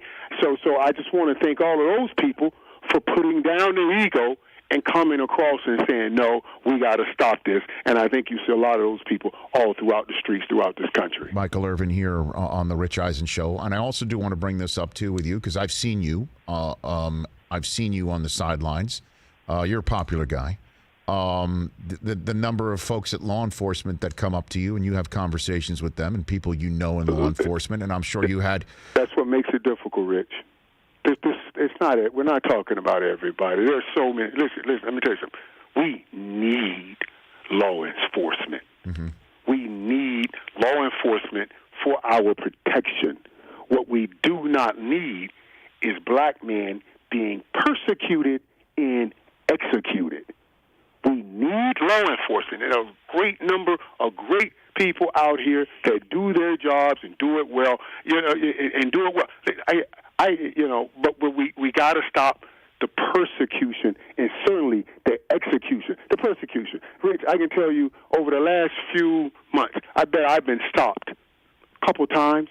I even film them. I got stopped driving in Addison, Texas. It's right up the street. And I was just driving around. And a guy, they stopped me because I did a U-turn to go back by the park. Everybody was just starting to come back out. Did a U-turn to go back by the park to see people out. I was just driving around just to see people. And cars came up everywhere. I said, why are you stopping me? I didn't do anything wrong. He said, well, you were in the turning lane and didn't turn on your turning signal. I said, are you joking? Get out. Come on, man. I said, when I turned in the turning lane, the turning signal went off, so I turned, but I was in the turning lane, the turning lane. But anyway, he finally broke down and said, okay, Michael. When he found out who it was, he said, oh, really? We have a phone call from people that said there was a suspicious black man in a G-Wagon driving around. So we have to change the mentality. The lady in the park that said, oh, I'm here, I feel like I'm about to get attacked by the black. That's the mentality. All of those people with that mentality, those are the people that they're finding to go on the jury to let off the police officers that do wrong. That's the systemic issue that we have that perpetuates itself that we got to root out of this country. There are a lot of great people, and I know, Rich, and I apologize to all of the great people out there that do the right thing, that get sucked into these few people that are that really are foul and are doing the wrong thing. I apologize to all of you guys, and I thank everybody for coming out and getting in this fight like we are seeing in this country. Exactly, and for people who may need to hear this. If you look and wonder why people are protesting, and hopefully peacefully, in a peaceable manner, it's because maybe they don't get pulled over because the color of their skin has not caused someone to call the cops. Or the reason why that somebody who has the color of skin that causes someone to call the cops that doesn't have an escalating situation happen is because they don't have the resume of Michael Irvin and the name recognition and facial recognition. And this is something that needs to be talked about. And it has to be talked about and rectified. And it has to be brought in a manner, again, I've got Anquan Bolden on tomorrow's show, in a way where state houses need to be involved and courthouses need to be involved. And change needs to happen from people who are understanding or wanting to understand this. And I think it's important to say that. I just wanted to say that. Right. In those positions to make those changes and not just at the police level. Because the police, Derek, that guy felt comfortable enough to lay on this man's neck for 9 minutes. It was almost as if he saw everybody filming. He saw this man go limp, and it was almost as if he's thinking, I'm going to get a pose for the locker room to put in my KKK meeting. He knew this was being taken, and he would not come off that man's neck. That's insane. That is insane that you feel comfortable enough to openly do this murder on tape, on film, and feel, hey, there's going to be no repercussions. He did it thinking there would be no repercussions. So we have to root out the problem above the officers, not just the officers. I started to post that last couple of times when I got stopped, because I filmed it all. I started to post it. You know why I didn't post it, Rich? I called a friend of mine, and he's an African American, and he's a trooper here in Dallas. And I was telling him about it, and I said, man, I'm thinking about posting it. He said, Mike, let me just explain to you what they could be. He said, first of all, he said, you posted, and the people see the officer, and he's branded. Maybe he's branded a racist or something like that, when the reality is, in that situation, he may not be. He was just answering the call. He has to answer the call. Yes. That's his job. He has to answer the call. And that made me not post it, but made me also think, oh, okay, so the issue rides deeper than that. The issue rides with the people that are even above them that we have to think out. The issue rides with the people, with us, the peers, because when we ultimately go to court and you look at the list of officers that have gotten off over the last 10 years of things, even events that we've seen happen live, get off on those cases, the jury pool it's coming from all of us. So we have to change the way we see all of those things, man. It's an insane undertaking that we have to start walking. Michael Irvin here on the show, so now I know that when you come to Los Angeles and you drive to work, you're taking a step down from that G-Wagon with the rentals that you're getting, Michael. I'm finding that out. I don't usually rent out G-Wagon. I'm glad you're able to. The NFL don't take care of it. They give us pretty good cars. They get Range Rovers and stuff, Rich. So it's all cool. It's all man. But they're good, plain-looking cars. They're yes, good, Michael. Cars that don't have any rims. So, like I got a Hummer here, Rich. I won't even drive it. Every time I drive this white brothered out a Hummer, I get pulled over. Come on. And I mess with him. I said, come on, man, you got to stop stopping me in this car. I said, I'm not even going to drive it anymore. I'll just leave it. I'll just leave it home. And he said to me, he said, Michael, I didn't even know you had a white one. I thought you had a black one. I said, it was black. I painted it white. How are you watching me this closely? You know what I'm saying? But it's crazy. We have to get to the issue yes, we do. That's above just the officers and at that level. Before I let you go, Michael, let's just talk a couple minutes of sports here. What do you say to people that say Dak doesn't deserve the money? Meaning Chris Brockman. What do you say? What do you say? What do you say that Dak doesn't deserve to get $35-40 million a year, and that if he does get it, he's going to hamstring via the cap the Cowboys for years to come? Well, listen, this problem has persisted, and we've been going down this road for quite a while. The quarterback, whoever he's up, we've always argued about this, Rich, when we see Kirk Cousins, all of these guys get the money they get. Jimmy Garoppolo got the money he got for 6 or 7 games played. Look at the money Ryan Tannehill just got basically off Derrick Henry.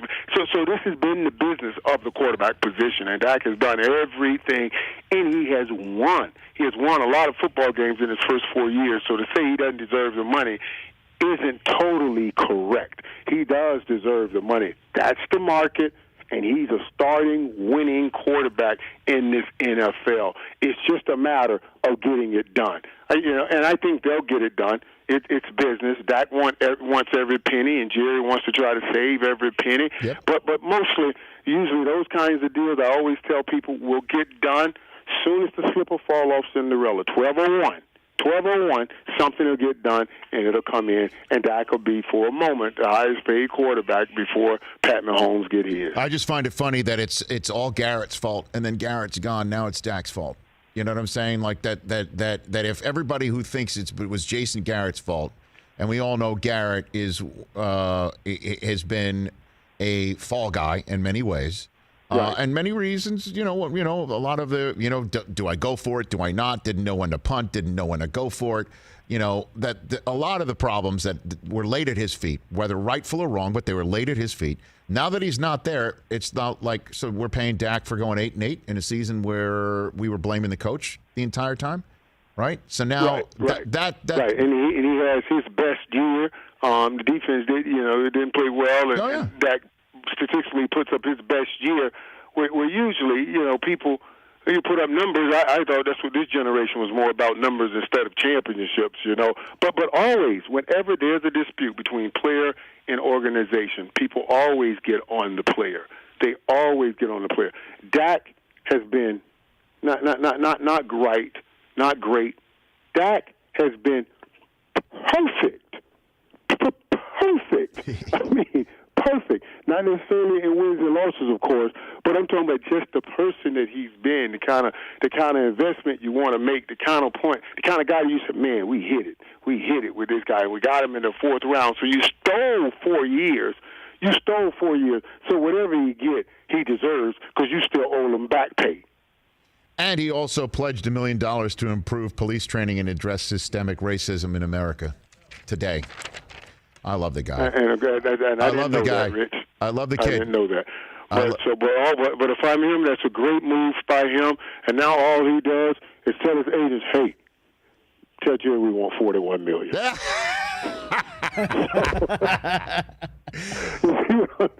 Yeah, 41 instead of 40. I'm pledging $1 million. Hey, put that on Jerry's tab.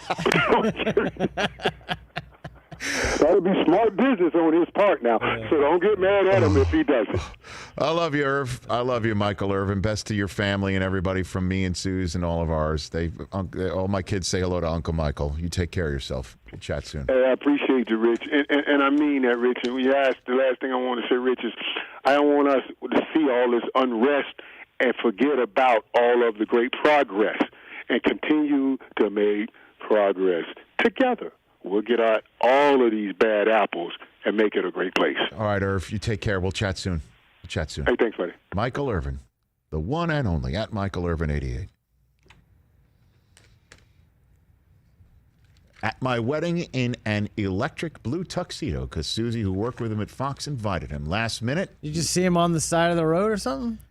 Isn't that how that went? She saw Irv walking in New York City. New York City, and she's like, "Hey, are you in town this weekend?" "Yeah, I'm getting married." "Really? To who?" "Rich. You know Rich from ESPN." I'd never met him before. I can't believe you'd never. I'd never met him before. Irvin was so. Hey, want to come? You want to come? Absolutely. She goes, "Do you have a tuxedo?" He goes, "I do." Oh, I mean, the electric blue tuxedo. All of my friends come up to me. He travels with an electric He stayed. He was just there for the ceremony. He did not stay for the reception. Got it. And because I think he was leaving town or whatever. And all my friends were coming to me. "What the hell is Michael Irvin doing in your wedding?" Yeah, and I'm like, I don't know. Ask my new bride. Him but and I was not Dion complaining. were like at that point, the outfits that they were Dion wearing. too. Dion was Amazing. at my 40th birthday party, which I don't think either of you were at because we were. I didn't know you yet. No, Yeah. It's 10 years ago. Dion was there, flew in just for it, then flew out. Did we ever get the chatted story? with Marshall Falk last night. Love that man too. Why Irv had the electric blue tick? Did he just? He travels. Come on, he's traveling with stuff like What are you that. talking about? Why? I mean, That's what they were wearing. I don't know. Like, why electric blue? We've got something to ask him the next time. We used to have a special song on the Best Damn Sports Show, Right. just for Irvin and Dion, because they would come out Right. wearing suits that were. Oh, wait, by the way, like Jack that was- Donaghy, he just happened to have a tuxedo with him. Yeah. Yeah. Oh yeah. I think so. And by the way, Kurt and Mooch and all of us, I mean, when he said that we're texting each other, like we genuinely love each other as a group. Got to throw Sap out there too. 99. He'll always text me photographs of him with big, large fish. And You guys always had a fun time on set. That was one of Oh, my my favorite. gosh. Mixing you guys on set. Fun. And Ed Reed, too, one of our favorites. He'll be joining us at the top of the next hour. Brian Windhorst as well. The NBA is coming back, people. Great fun poll question. When we hit that, when we come back, 844-204-RICH. We'll take your calls as well here on NBCSN.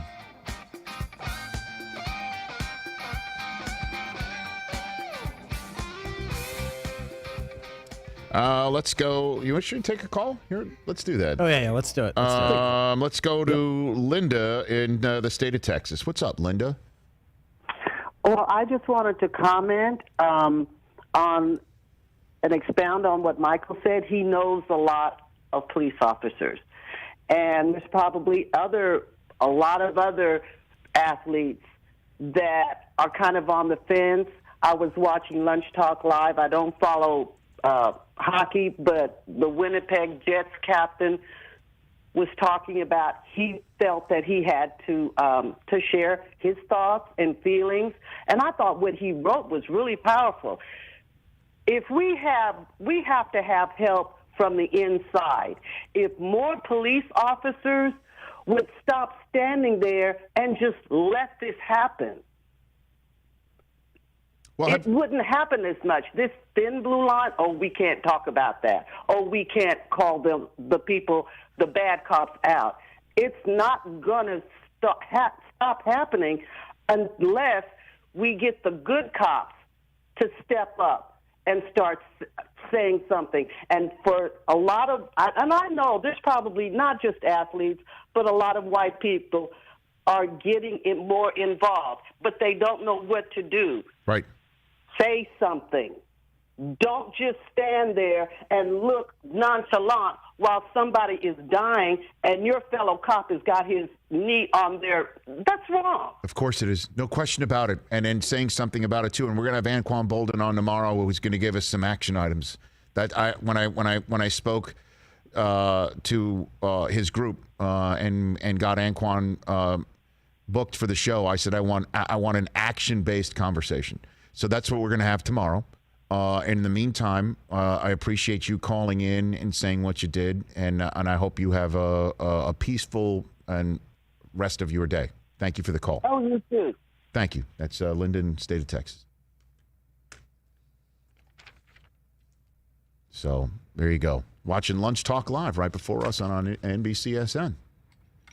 So there you go.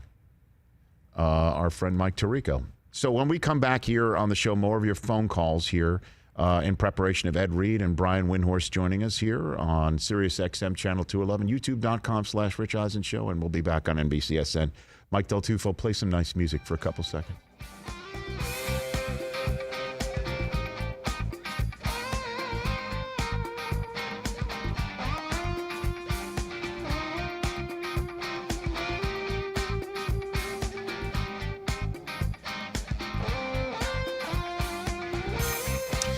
Eight 844-204-RICH is the number to dial. We'll take your phone calls in a moment. What's our poll question today, Chris Brockman? I know we're going to have a little bit of fun, going a little bit of pop culture. Just a little bit, yeah. Balance the show out a little bit as we talk some serious subjects. What do you got over there? Tom Hanks had a great movie released today, back in 1988. Big was released today. Love that movie. Big is now a 32-year-old movie. Just watched it a couple weeks ago. Oh, my God. Great. Amazing. Still great. The Holds piano up. scene and The great Robert Loggia, may he rest in peace. I believe a fellow Staten Islander, Robert Loggia. Such a great scene. I do believe so, yeah. All right, so we could, we always get down the Hanks movie wormhole, but let's go 80s Tom Hanks. What's your favorite 80s Tom Hanks movie? Looking at Big, Splash, Bachelor Party, and your pick, Rich, Nothing in Common. Excuse me. Nothing in Common. Excuse me. Just because you've never seen Nothing in Common and you had Dragnet, and I love Tom Hanks, and Dan Aykroyd is one of my favorites. Back when I had hair, everybody thought I looked like Dan Aykroyd, okay? But I cannot say, I would rather you have Bosom Buddies up there than Dragnet. And TV show Bosom Buddies. Dragnet is not remotely on the level of Bachelor Party, Splash, or Big. And Nothing in Common is a beautiful movie. And it is a beautiful movie. A beautiful movie. And if you want to peg, excuse me. If you want to peg the film where Tom Hanks began to pivot. You're on point. From comedic actor to guy's got a little bit of chops here. That's it. He can actually make me cry a little bit. Yep. He's got range. That's it. That movie. You're right. Where Jackie Gleason played his dad. And by the way, the great producer and I believe current dean, I don't know if that's his title, but I'll just upgrade him, at Dan Patrick School of Broadcasting, Gus Ramsey, gave me a SportsCenter catchphrase line from Nothing in Common. Nothing in Common. which was, "Am I bleeding? Because I just got tagged." That's a line from Nothing in Common where Tom Hanks acts like, when he got insulted, he touches his nose. "Am I bleeding? Because I just got tagged." That was when a pitcher gave up a home run. Got it. Okay. "Am I bleeding? Because I just got tagged." Did you ever use it? Many times. Okay. It kind of got drowned out by my got it. Yeah. And busts out the whooping stick. Were you need me on that wall? Want me on that wall? Gus Ramsey gave me that one too. Yes. Yep. Back when I was 15. Name Highlights are the best. name a catchphrase from Kilborn's collection, and most likely it was Gus Ramsey provided. Jumanji. Or Jumanji. He's not your Vetus. He's Arvidas. I believe all of that. There you go. So that's my Nothing in Common is a beautiful movie. I know Actually, it's gonna, is his turning point. I know it's going to get It's going to get milk 1 or 2% in the poll. I understand. Right. When you're going up against Big and Splash and whatever and Bachelor Party, I understand. Yeah, Big is running away with it. 73%. Nothing in Common. Oh my, Bachelor Party. 2.6%. All right. I'll take Bachelor Party You know in what? second. That's 2.7% of the Rich Eisen show audience that is smart and fully understanding. Side poll at What Rich a Eisen beautiful show. movie. Oh, Have God. you ever seen Nothing in Common? Oh, my God. Early results, 86% no. Well, that means I'm going to make 86% people's lives better. Because it's a beautiful movie. And Jackie Gleason, it's in Chicago. It's a Chicago movie. Who's the female role? I forget. I'm looking right I at haven't seen it in a while. Because he drives a Jeep. I mean, you're looking at the rest of his 80s. Burbs, Money Pit. I'm telling you, we should have put Burbs. I mean, Punchline, where he's a stand-up comedian, and so is Sally Field. That's how popular stand-up comedy was in the late 80s, is they made a movie based on it, and Sally Field played a comic. Let's go to Bill in Naperville, Illinois. You're here on the Rich Eisen Show. What's up, Bill? Hey, Rich. How you doing? What's going on? Oh, nothing. I just want to know how everything's going with your family. Everybody good? I appreciate that. Everyone's well. I hope the same for you. Oh, yeah. 2 great grandchildren. Everybody's doing great. Oh, great. I just have two quick questions. Yes. Who do you think's going to win the Rookie of the Year, Morant or Zion? Well, the question is what do you do here? This is like 2 different seasons. You have season 1, and this is season 2. Season 1 was Morant, no doubt. Right. And Season Zion 2 could be season. Like, what if Zion If just Zion goes like 30 dominates, plus, he wins the play-in. Pelicans make the playoffs. Pelicans make the playoffs and give a scare to LeBron in round 1. He's in. He's Rookie of the Year. So Right? when do they actually vote for Rookie of the Year? After the season, or it's still what's going on? You know, the fact that we're even having this conversation is just a pure delight. Good old sports debate. Yep. Right. Right? Like we're going to have an argument. Hey, who deserves the award? As if real world stuff is taking a back seat and we just jump in with both feet into the sports, just lose our heads. I love it. I don't know what the right answer is, Bill, but Right. I love having a conversation about it. I'll tell you that. Well, you know what's good, too, is that both teams are probably going to make the playoffs, right? Well, we'll see. And thank you for the call. We'll see. They're both going to be in the playoff. They're both going to be in a playing game. All right, he snuck into one of the only open phone lines, and I apologize. People have been waiting a long time, but let's go to Ruben in Sonoma County, California, where they make some great juice. What's up, Ruben? Hey, what's going on, my man? It's my first time calling into this amazing show of yours. I Thank you for having me. appreciate that this is what got you to call in, but go for it. Okay, great. Well, we do make amazing wine up here in California We sure in Sonoma do. County, so thank you very much. So, Oh, gosh. What's on your mind? well, on my mind is this. Oh, God, I've been thinking about this. With them so focused on player safety in the NFL, why in the world did they add in an extra playoff game? I mean, obviously it's money, but if they're so focused on player safety, why have an extra playoff team? Why not just keep the format the way it was, 6-6 for one the AFC and one the NFC? I just don't understand why they would do that. It's a good question, but I think it's to keep teams that are actually in the running or were in the running. Chris, do you want to read out what Adam, our call screener, put in for Ruben's topic that he just Omaha? Go for it. Yeah, in the comment it says you wanted to talk about the Burbs and Money Pit. Yeah. Yeah, I was thinking about it because when you guys were talking about it, I was like, wait a minute, man, you missing some movies there, man. You got to bring up The Birds. You got to bring up Money Pit. I mean, you missing out some stuff. And then you brought up Punchline, which you did with the Oscar winner Sally Field. Yes. So you were right about that. But my favorite is always going to be Bachelor's Party. With all the shenanigans that they had in that movie, it was fantastic. Thanks for the call, Ruben. Appreciate it. I mean, Bachelor Party is No, epic. look, anybody could call in Omaha, and say, I want to talk about this. Sure, of Adam, course. our So call he screener, types will it type in. it in. Yeah. I will then see if it's germane and works into the conversation and So you were call ready to upon go. them. Exactly. Well, that's a heck of an Omaha right there. I mean, I do not care if I have nothing in common with the people who are voting on this list, but Nothing in Common's a great movie. Ed Reed, Brian Windhorst, and you, Hour 3, coming up.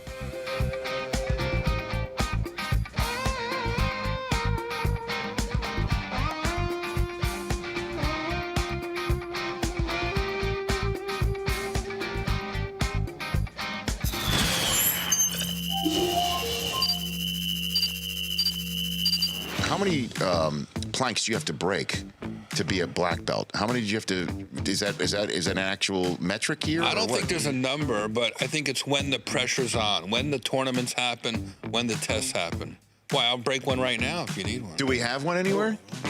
Can we get a plank for this? the man? hot take plank, but don't we break got the hot take plank. Hot take plank. I mean, why not? It's a 2x4 that's What right kind there. of wood is it? Now you got me. I have no idea. Let me see it. Hold on. Standard plywood, I'm guessing. Get ready to cancel my show at Morongo tomorrow. I have a broken hand. Sweatshirt. You haven't taken it off in years. This would be amazing Here, feel if that. you could break this. Is that a proper? I can break this. I haven't done this since I was 12. Okay. Do you want to give it a try if you think you can do it? But this is what I learned at the House of Empty Hands in Newark, New Jersey. Okay. Very good. Here you go.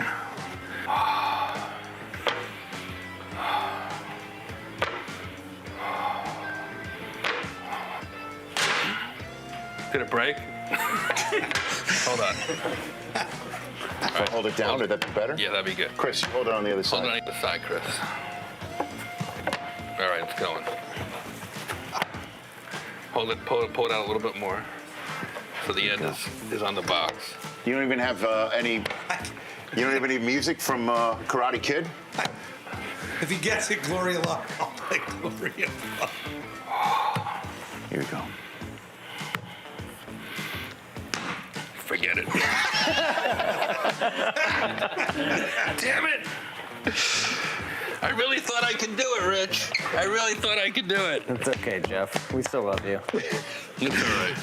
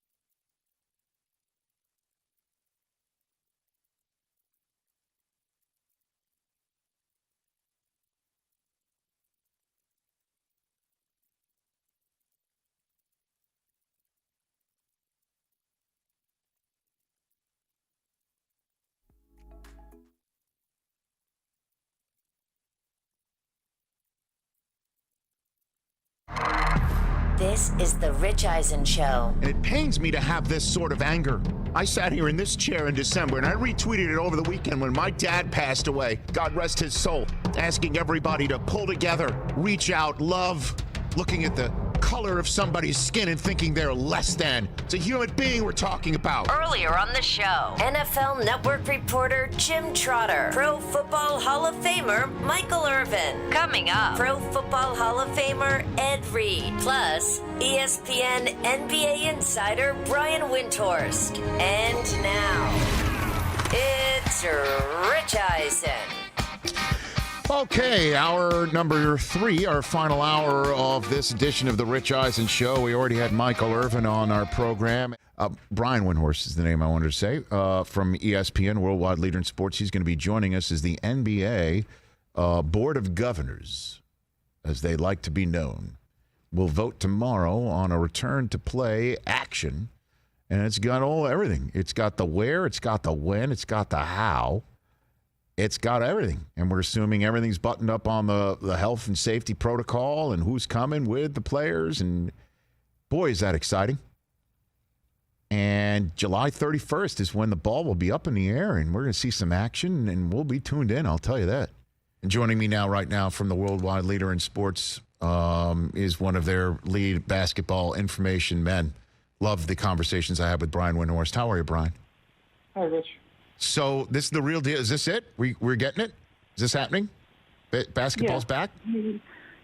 I mean, today, look, we've had a long run of very dark days. This is a good moment. I want to rain on that moment. The vote of the owners tomorrow is not going to decide whether or not there's NBA basketball. I know that's what it's going to seem like. Okay.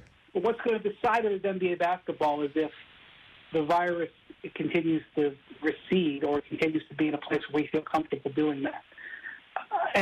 I am right with everybody. Let's talk about the 22 team. Let's talk about this scenario. Let's talk about that scenario. But I'm already sensing that people are forgetting the whole reason why it's going on this way, which is there's got to be safety, And today, Florida had its highest number of new cases in 6 weeks. Now, that doesn't mean that everything's not going to be in a position where you feel comfortable doing that in 2 months. But so when people say, is there going to be basketball, I say, I hope so. I really hope. I hope that's what's most important. But at least for me, I'm never going to forget about what the number one priority is here. All right. So then let's linger on that issue for the moment. I'm imagining that Adam Silver and the rest of the Board of Governors and those that are the stewards of the sport have agreed on a health protocol. And what, based on what you can tell, does that look like? They're working on it. They're working on it. From what I understand, it's going to be testing every single day. And I assume that the players know what that means. I think that the test, I'm not a doctor on the front lines. I can't say, but I think the test means that you still get swabbed up your nose, which I don't know if I want to do 80 consecutive days. But, for basketball, I think people are willing to do it. Dave McMenamin from ESPN had this story that posted overnight about certain teams hoping that they could, if they lose their home court advantage, that they could maybe get some sort of give back and that they could pick their hotel when it comes to Disney because, an NBA player, an NBA team would rather stay at the Four Seasons as opposed to the Wilderness Lodge or whatever. And that the fact that anybody in the league is even talking about that made me want to smack my head. The point is not the quality of the bed, although obviously stay in the same place for 3 months. I'd like to have a nice bed. The point is the safety. The idea here is that you build something where you can keep people protected. And so all of this is going to be part of in other sports, in other leagues, it's been 60, 80 pages. This is what our protocol is. This is what we're going to do every day. This is what we're going to do at the hotel. This is what we're going to do at the arena. This is what we're going to do on the bus. This is what we're going to do at practice. This is what we're going to do if somebody has symptoms. This is what we're going to do if somebody actually tests positive. This is what we're going to do if somebody turns their ankle and needs to go have an MRI. This is what you have to do if you're coming over from Europe to play. This is what you have to do when you're traveling into Orlando. This is what you have to do in this. I can go on and on. It sounds tedious. Nobody wants to talk about it, but this is what this is about. This is the tough thing. This is what this is about. And all of those check marks have to be there, or it's not going to matter. So I'm sorry that I don't want to be Debbie Downer.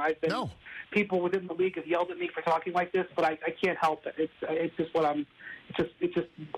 I just feel like I have to say it. Well, is that the reason why July 31st has been targeted as a start date? I mean, that's 7 weeks away, and we all know 7 hours. Life feels like one. You can pack 1 year's worth of developments into 7 hours. We're talking about 7 weeks now. Imagining that maybe we're a full month away for everybody to actually get themselves to Orlando. Yeah, that's a factor, for sure. I mean, we're facing potential double quarantine for a lot of guys. Right now, the law in Florida, or the rule, I should say, and I have no idea whether the rule will change. Right now, if you fly to Florida from New York, New Jersey, Louisiana, I think Connecticut, you have to quarantine for 14 days. Will that still be the case in a few weeks? I don't know. But if you're in Europe, like right now, if you're a Dallas Mavericks fan, Luka Doncic and Kristaps Porzingis, your two best players, they're in Europe. So that means even if they're on a plane right now to come back here, they're going to have to, according to the laws of the country, they're going to have to sit in a hotel in quarantine or their house or whatever for 2 weeks. They can't start playing basketball. So, and the other thing is that everybody in the NBA you talk to on the training side is all worried about these players who have all went cold turkey or vastly reduced their normal workout loads and haven't been able to play basketball in any sort of 5-on-5 way. And they all were saying you've got to have time to build back up. So in addition to building in time to make sure that we have more opportunity to fight the virus and flatten the curve or drop the curve or what have you, just getting the players back in health so that we don't have guys. Because I think I read in the Bundesliga, in the German league, in the first weekend, on the first Saturday and Sunday, they had 15 soft tissue injuries right out of the gate, which was, 5 times what you normally would see for a midseason game. So, that's one of the things they're trying to guard against, which is one of the reasons why this time is built in. Brian Windhorst, senior NBA writer of ESPN, joining me here on the Rich Eisen Show. So, then let's just place that aside for the moment. Tomorrow at 12:30 Eastern Time, Board of Governors. For those who may not know, who is that? What does that mean? How does this go? And then what? It's a more responsible way of saying owner. One person from every team will be on the call, and they'll have a vote, and the vote will pass. I mean, this is one of those things. And the other thing is, unlike we see in baseball, where there's a problem with the union, the NBA's union issue isn't going to be. It will probably be later for next season because they've actually been able to have some revenue this year. But they've kept Chris Paul, who's the president, and Michelle Roberts, the executive director. Adam Silver has kept them alongside the entire way here. They're not being surprised with any proposals being slapped on, their desk, being emailed as an attachment, say, here, look at this, now vote on it. In fact, Michelle Roberts is so confident in the working relationship with Adam Silver, she said that she doesn't even think they'll need to take a vote amongst. So the union, I believe, I don't know for sure at this very second, but as far as I understand, the union will probably be willing to sign off on it. The Board of Governors will ratify it. And part of the reason why, Rich, the union is going to sign off on it is this plan builds in a whole bunch of game checks for players. This is something that is pretty basic, but I can understand if you don't follow it, if you're a casual fan. NBA players do not get paid for playoff games. There's a bonus pool that they get if you get far enough in the playoffs. You get sort of a bonus pool, but you don't get a game check. So if you advance right on to the postseason, right on to the 16-team postseason, the players would lose all of those game checks, 259 total games, all of those games gone. By bringing back 8 games per team, which will be 88 total games, they bring back a whole bunch of game checks that will help the players retain some money. And so that's one of the reasons why they're going to sign off on it. And then we'll get to the difficult part, which is telling all these people how the schedule is going to look. Because, Rich, this schedule is going to be unfair. There's 13 teams in the West. They're all playing 8 games. Guess what? Not everybody's going to play the same schedule. Guess what? Zion Williamson is a made-for-TV player. He's probably going to have to play some tougher games than the Phoenix Suns. So there's going to be an inherent unfairness, and there's going to be fans who are going to complain about it and teams are going to complain about it, and they're all going to be right. and there's nothing that's going to be done. You're just going to have to deal with it. Yeah, we were talking about that before. The Eastern Conference is kind of simple. You got 8 games. There's 9 teams. Everybody plays each other once, and then we're a hunky-dory right there. And then, in the West, you've got 13 teams. Who plays who? I mean, nobody wants a piece of the Lakers or Clippers, or you can go on. You can just go down the road right there, right? So certainly if you're one of those teams trying to play in. Yeah, I mean, and the thing about it was when the league stopped, New Orleans, who is right now tied for 10th, I think they're 4 games back of Memphis for the last 5. They had the easiest schedule of all of those contending teams, and Memphis had the hardest schedule.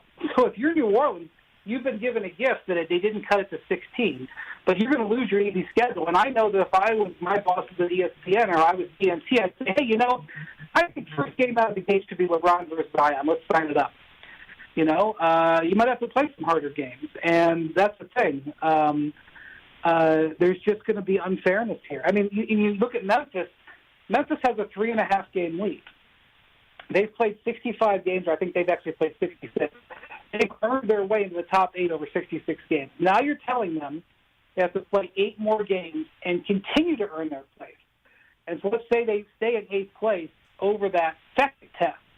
Then they might have to play in a play-in tournament. They may have to qualify for the playoffs essentially 3 different times. Is that fair? No, it's not. Tough luck. Yeah, I guess so. But that said, Brian Windhorst here on the Rich Eisen Show. Prior to the pandemic breaking out, I believe your last appearance prior to all the craziness before the world began to completely spin off its axis, you were talking about, in your mind, what you think would be an improvement to the NBA's schedule, which would be to shorten it and have the last couple of weeks be a tournament for the play-in for the 8th and final playoff spot for each conference. I heard that. My buddy Chris Brockman heard that. We're like, we like that idea. Looks like your idea is going to get a test program, Brian. Not necessarily, because it's just going to be potentially 2 teams. I wanted all yes. 15 teams, and my idea was to basically the 7 teams that qualify in each conference. They move on to the playoffs as normal, and they await the number 8 seed. And then the 8 teams left in each conference play a single elimination tournament, basically 8-4-2, So you could basically play like a conference tournament, essentially. You win 3 games. You do it over 5 days. 5 days of NBA basketball. Every team could win their way in. That's what I foresee. That's not really what this is. This is, you want the nitty-gritty, Rich? Yes. The bottom line. Yes, Brian. They had to gin this up to give an excuse for why they're bringing back 6 extra teams. The reason they're bringing back the 6 extra teams is because they want to play enough regular season games to help keep enough money in the players' pockets. By the way, they don't have to do it. They have the right under the CBA to just cancel those games and say, we've got to take your money because of the pandemic. But they need the union to sign off on this. They need the union to agree to come to Orlando. They need the union to agree to a contract for next year. So they had to do something to get the players more money, okay? So they are trying to figure out the way to do this. Well, they can't have a team that's 6 games back with 8 games to play. You can't bring them in there and say, okay, now play these games that are really important, because they're not. Okay, so the only way you can do it is if you create with smoke and mirrors some path that you can at least say to the players, you have a chance to play your way in. And, with this layoff, records may not matter. Like, the Indiana Pacers may come into this thing, be red hot, and blitz their way to the Eastern Conference because it's the nature of the uncertainty of it. Yes. And we may see some great stuff, and it may be a tremendous thing. But the reason they're doing this play-in tournament is to just stick the carrot out there to try to justify why they're doing these 22 teams. Well, I mean, and by the way, I don't blame them for any of that. No. I'm just telling you what happened. No, it's in that. Didn't Damian Lillard basically say, if you don't give me an opportunity to play my way into the playoffs, I don't want to come? And Steve Kerr's basically saying, we consider the season over. So this kind of checks both those boxes. And and this is part of the reason why I love having you on, Brian, because you don't mince any words. Here I am, kind of glass half full. I thought some of these games, you got to just play some games too, right, before you start playing for. Yeah, for true. keeps. That is definitely a side benefit, but they could have played regular season games. But, look, I'll just give you the actual numbers. Right now, the players, and they just got a paycheck on Monday, the players are 25% of their paychecks are being taken from them to put into a fund to get ready for all games being canceled so that they don't have their pay just stop, okay?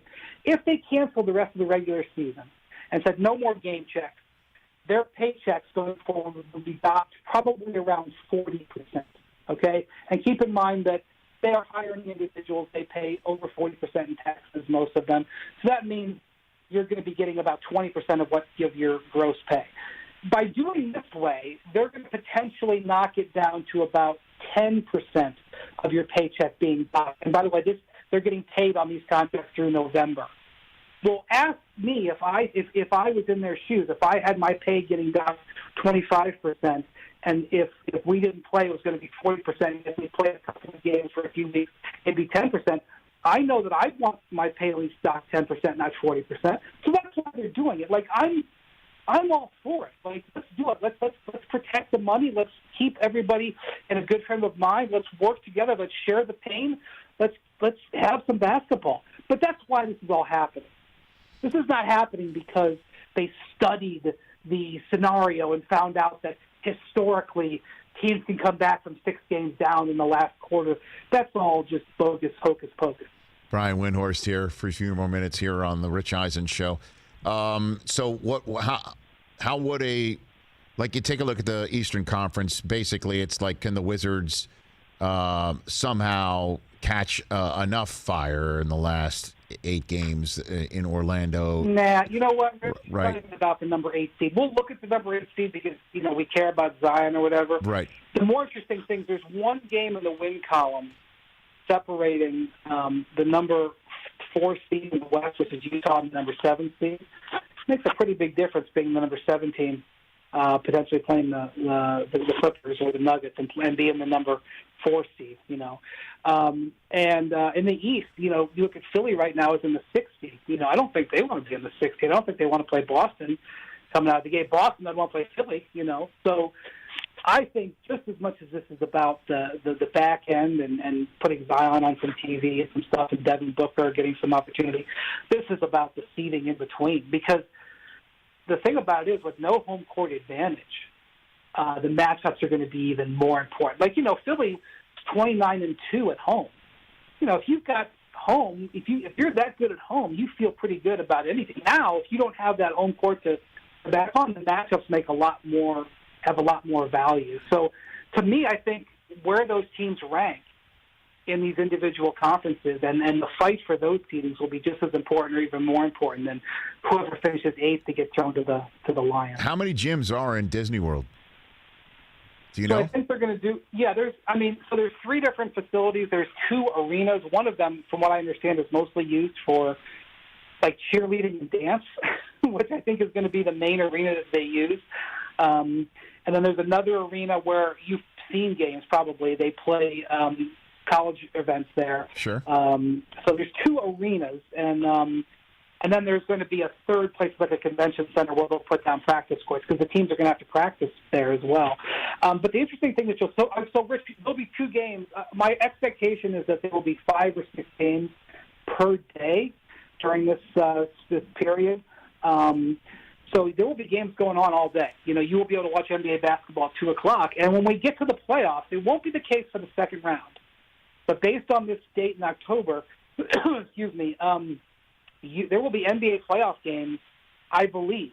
I haven't seen the schedule yet, but there will be NBA first-round playoff games taking place at 2 o'clock in the afternoon on a weekday, like with the NCAA tournament. It won't be that for the second round going forward. Then you can easily do it. But they're going to have to get done to play all these games and get it done by October. They're going to have to play 3 and 4 playoff games a day, and they're not going to want to play them concurrently too much. They're going to want to single them off, and I think you could have some afternoon playoff basketball.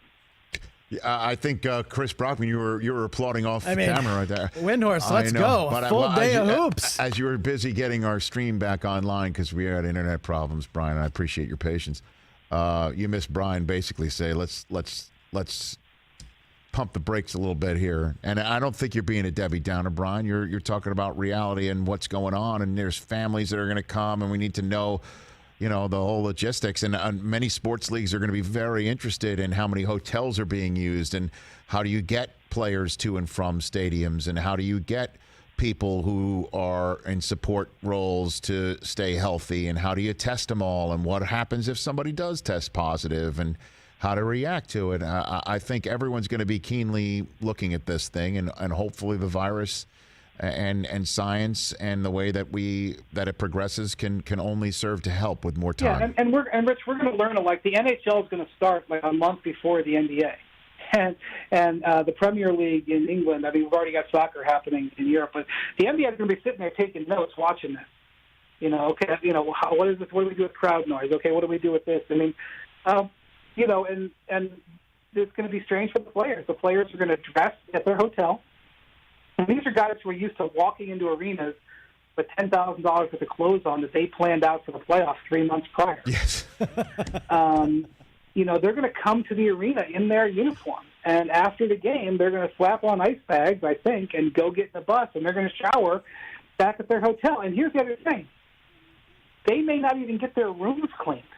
Like, every day they may have towels and sheets left outside their rooms, and they're going to have to go make their own beds and clean their own bath. I mean, there'll be some cleaning, but they're not going to get, from what I understand, they're not going to have daily service.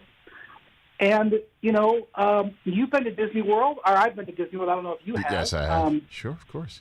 I've eaten at the hotels at Disney World. The food it gets repetitive after a while. I don't know if, I'm sure they're going to have some of their own chefs in there, but, you're going to, they're not going to go to them. I mean, I know that it's so nice to hear Disney World, and it's a nice thing. They're not going to the Magic Kingdom.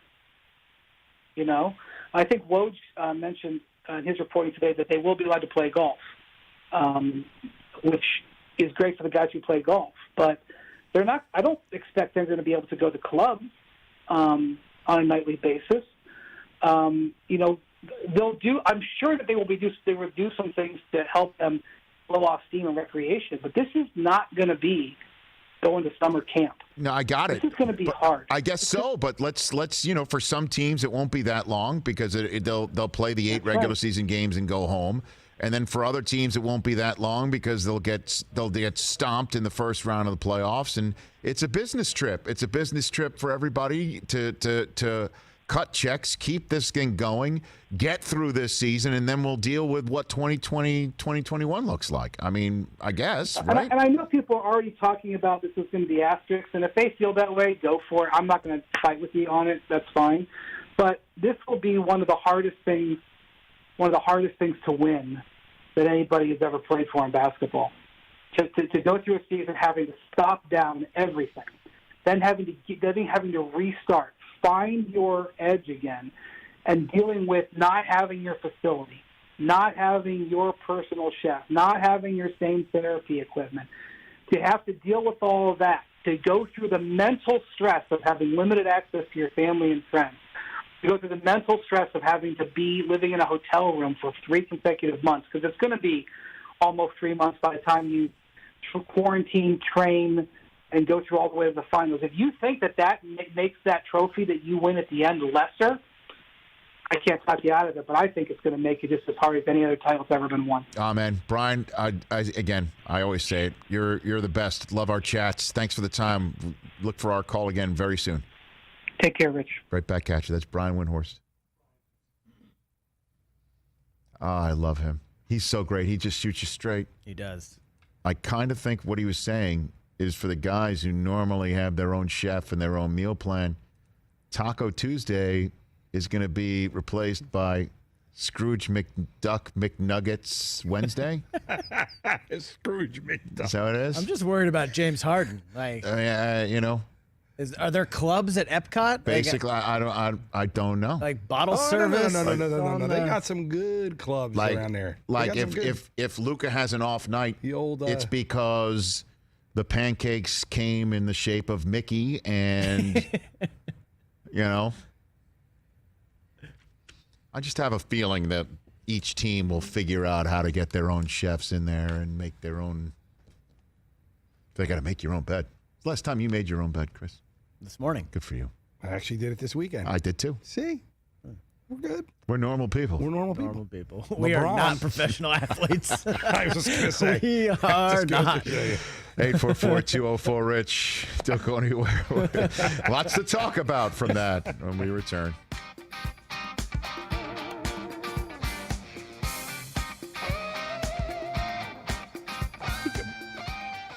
But also, these guys are 7 feet tall, right? They have custom beds that are longer than regular bed. If they're sleeping on a regular bed, their feet are hanging off. It's uncomfortable. LeBron's not going to be on a double. Hotel pillows? I mean, don't even get me started. No, actually, I've stayed in almost all the hotels down in Disney with my brother because they have timeshare. There's some great. The Grand Floridian, the main one, dude, the Grand is amazing. Listen, Bob Iger is a man who can make a few phone calls, right? Exactly. Would you not say that? I think he's connected. Yeah, okay. he's connected. Right now, Bob Iger's first phone call is, I was just watching the Rich Eisen show. Yep. And I heard Windhorst not speak very glowingly about the food. So he's calling up the head of parks right now to say, is this true? Once he makes that phone call, he can make a few.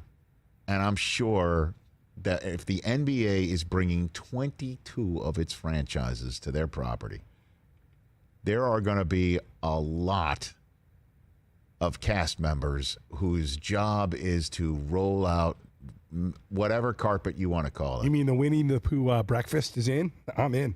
Is head of parks Tom Wamsgans? Because if he's head of parks, I'm not sure that's the call that Bob should be making. Exactly. You know that is a great Succession reference. That is Didn't a know, great. but I like it. Tom Wamsgans. When is that show coming back, man? I mean, we need it. Cinderella's dinner. Cousin Greg is in charge of making sure everybody's bed gets turned down service without COVID. Cousin Greg, that's what he's in charge of. I miss that show. It's great. Immensely, and I hope that they shot a new season before everything maybe got stopped down. Because we could use another season of Succession. That's on my list to watch. Oh, I got a couple good ones. Every word out of it. Is it Matthew McFadden? Is that the name of the actor who plays Tom Wamsgans? Yeah. Oh my God. Yeah, everyone says it. You guys have Succession, the first couple of episodes, first 2-3 episodes, was you're wondering, like, is this going to get, where's this going? Is this going to get any better? I don't like any of these people. Yes. Susie kind of tapped out on it, and then I'm like, you got to stick with it. Come back. Because, like, episode 4 went off like SpaceX, and it's still going. Yeah. All right, we're back in a second.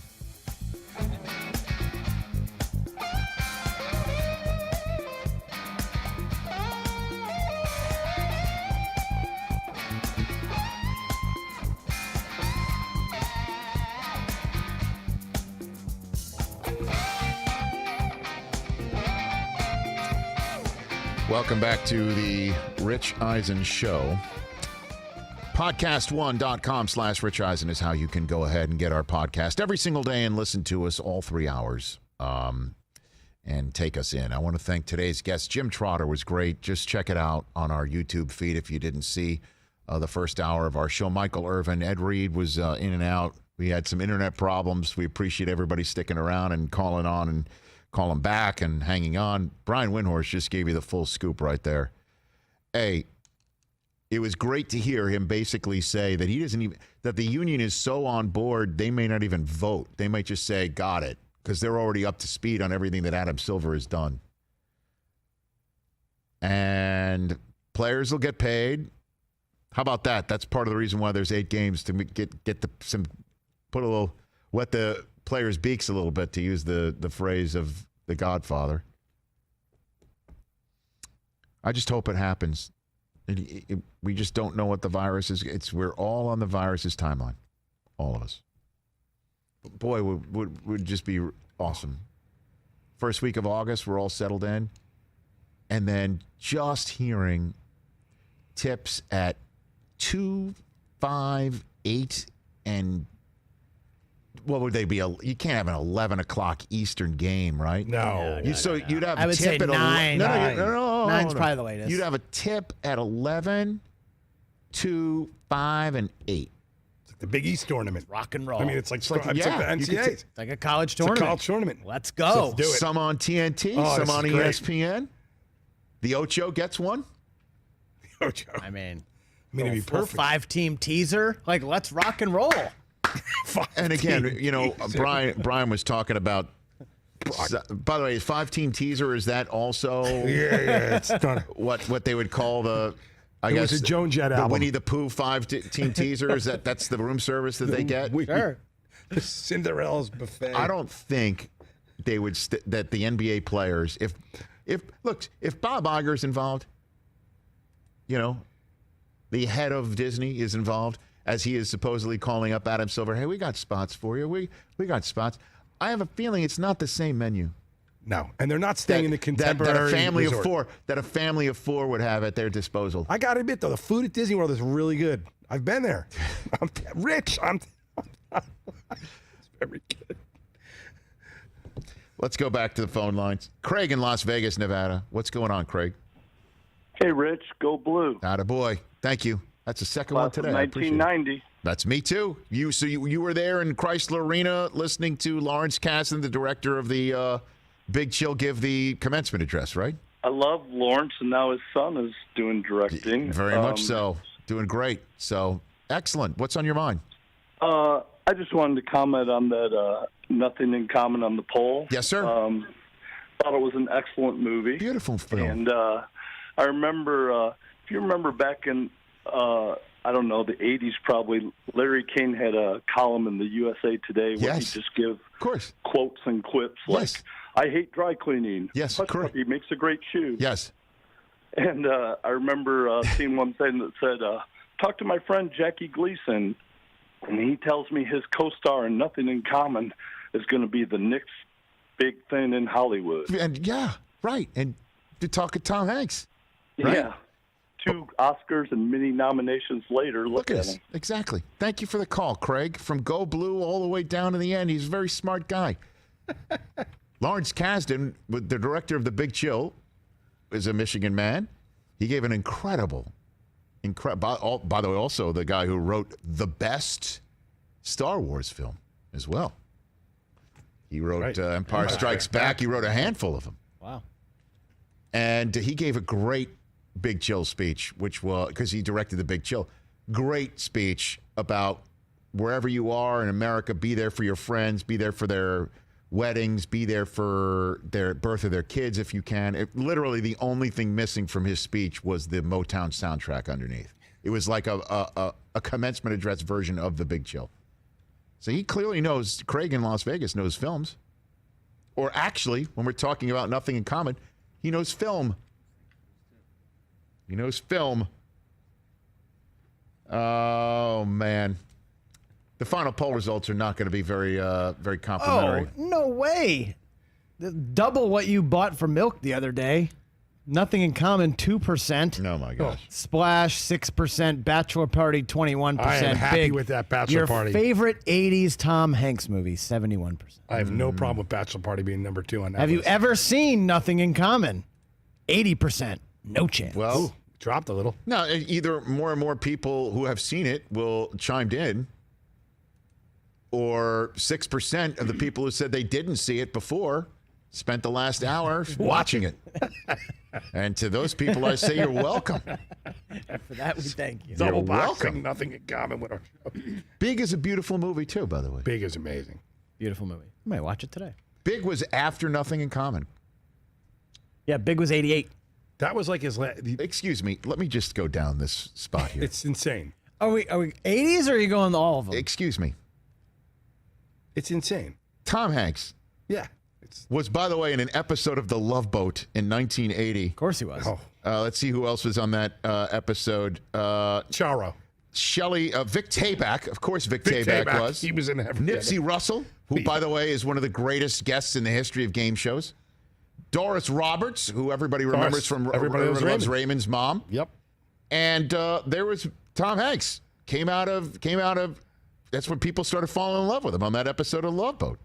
What did he play? What was his name? I know. I know. I'm up against it right here. Then he goes on Bosom Buddies. He had a cameo on Taxi, Happy Days, Mazes and Monsters. We all remember his Family Ties stint. And then he's in Splash, and then Bachelor Party, and The Man with One Red Shoe, and Volunteers, and The Money Pit. And then all of a sudden, he appears in this film, Nothing in Common, and suddenly everybody's thinking, this guy who's been nothing but laughs and yucks, he's got a little bit in him. We saw a little bit of that common man relatability in Splash. Saw a splash of it. But Nothing in Common. Just take the L. Nothing in common. Maybe there's something to it. As you heard Craig talking about Larry King in his bullet point column in USA Today. Spoke to my friend Jackie Gleason. This guy, Tom Hanks, is an up-and-comer. And who was incorrect? Not Larry, not Jackie, not the 20% who have seen this, not the 2% who are with me. Nothing in Common. It's a beautiful movie, and everybody should see it, and you're welcome. Honestly, Big comes after that. Could say maybe took a step back with Turner and Hooch. Spoiler alert. With all due respect. Not bad. All right.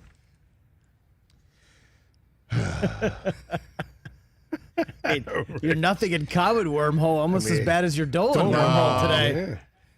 No. That was Gleason's last film. A beautiful film. I remember that, yeah.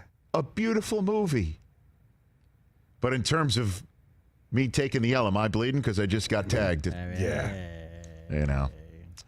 I want to thank today's guests, Jim Trotter, Michael Irvin, Ed Reed, and Brian Windhorst.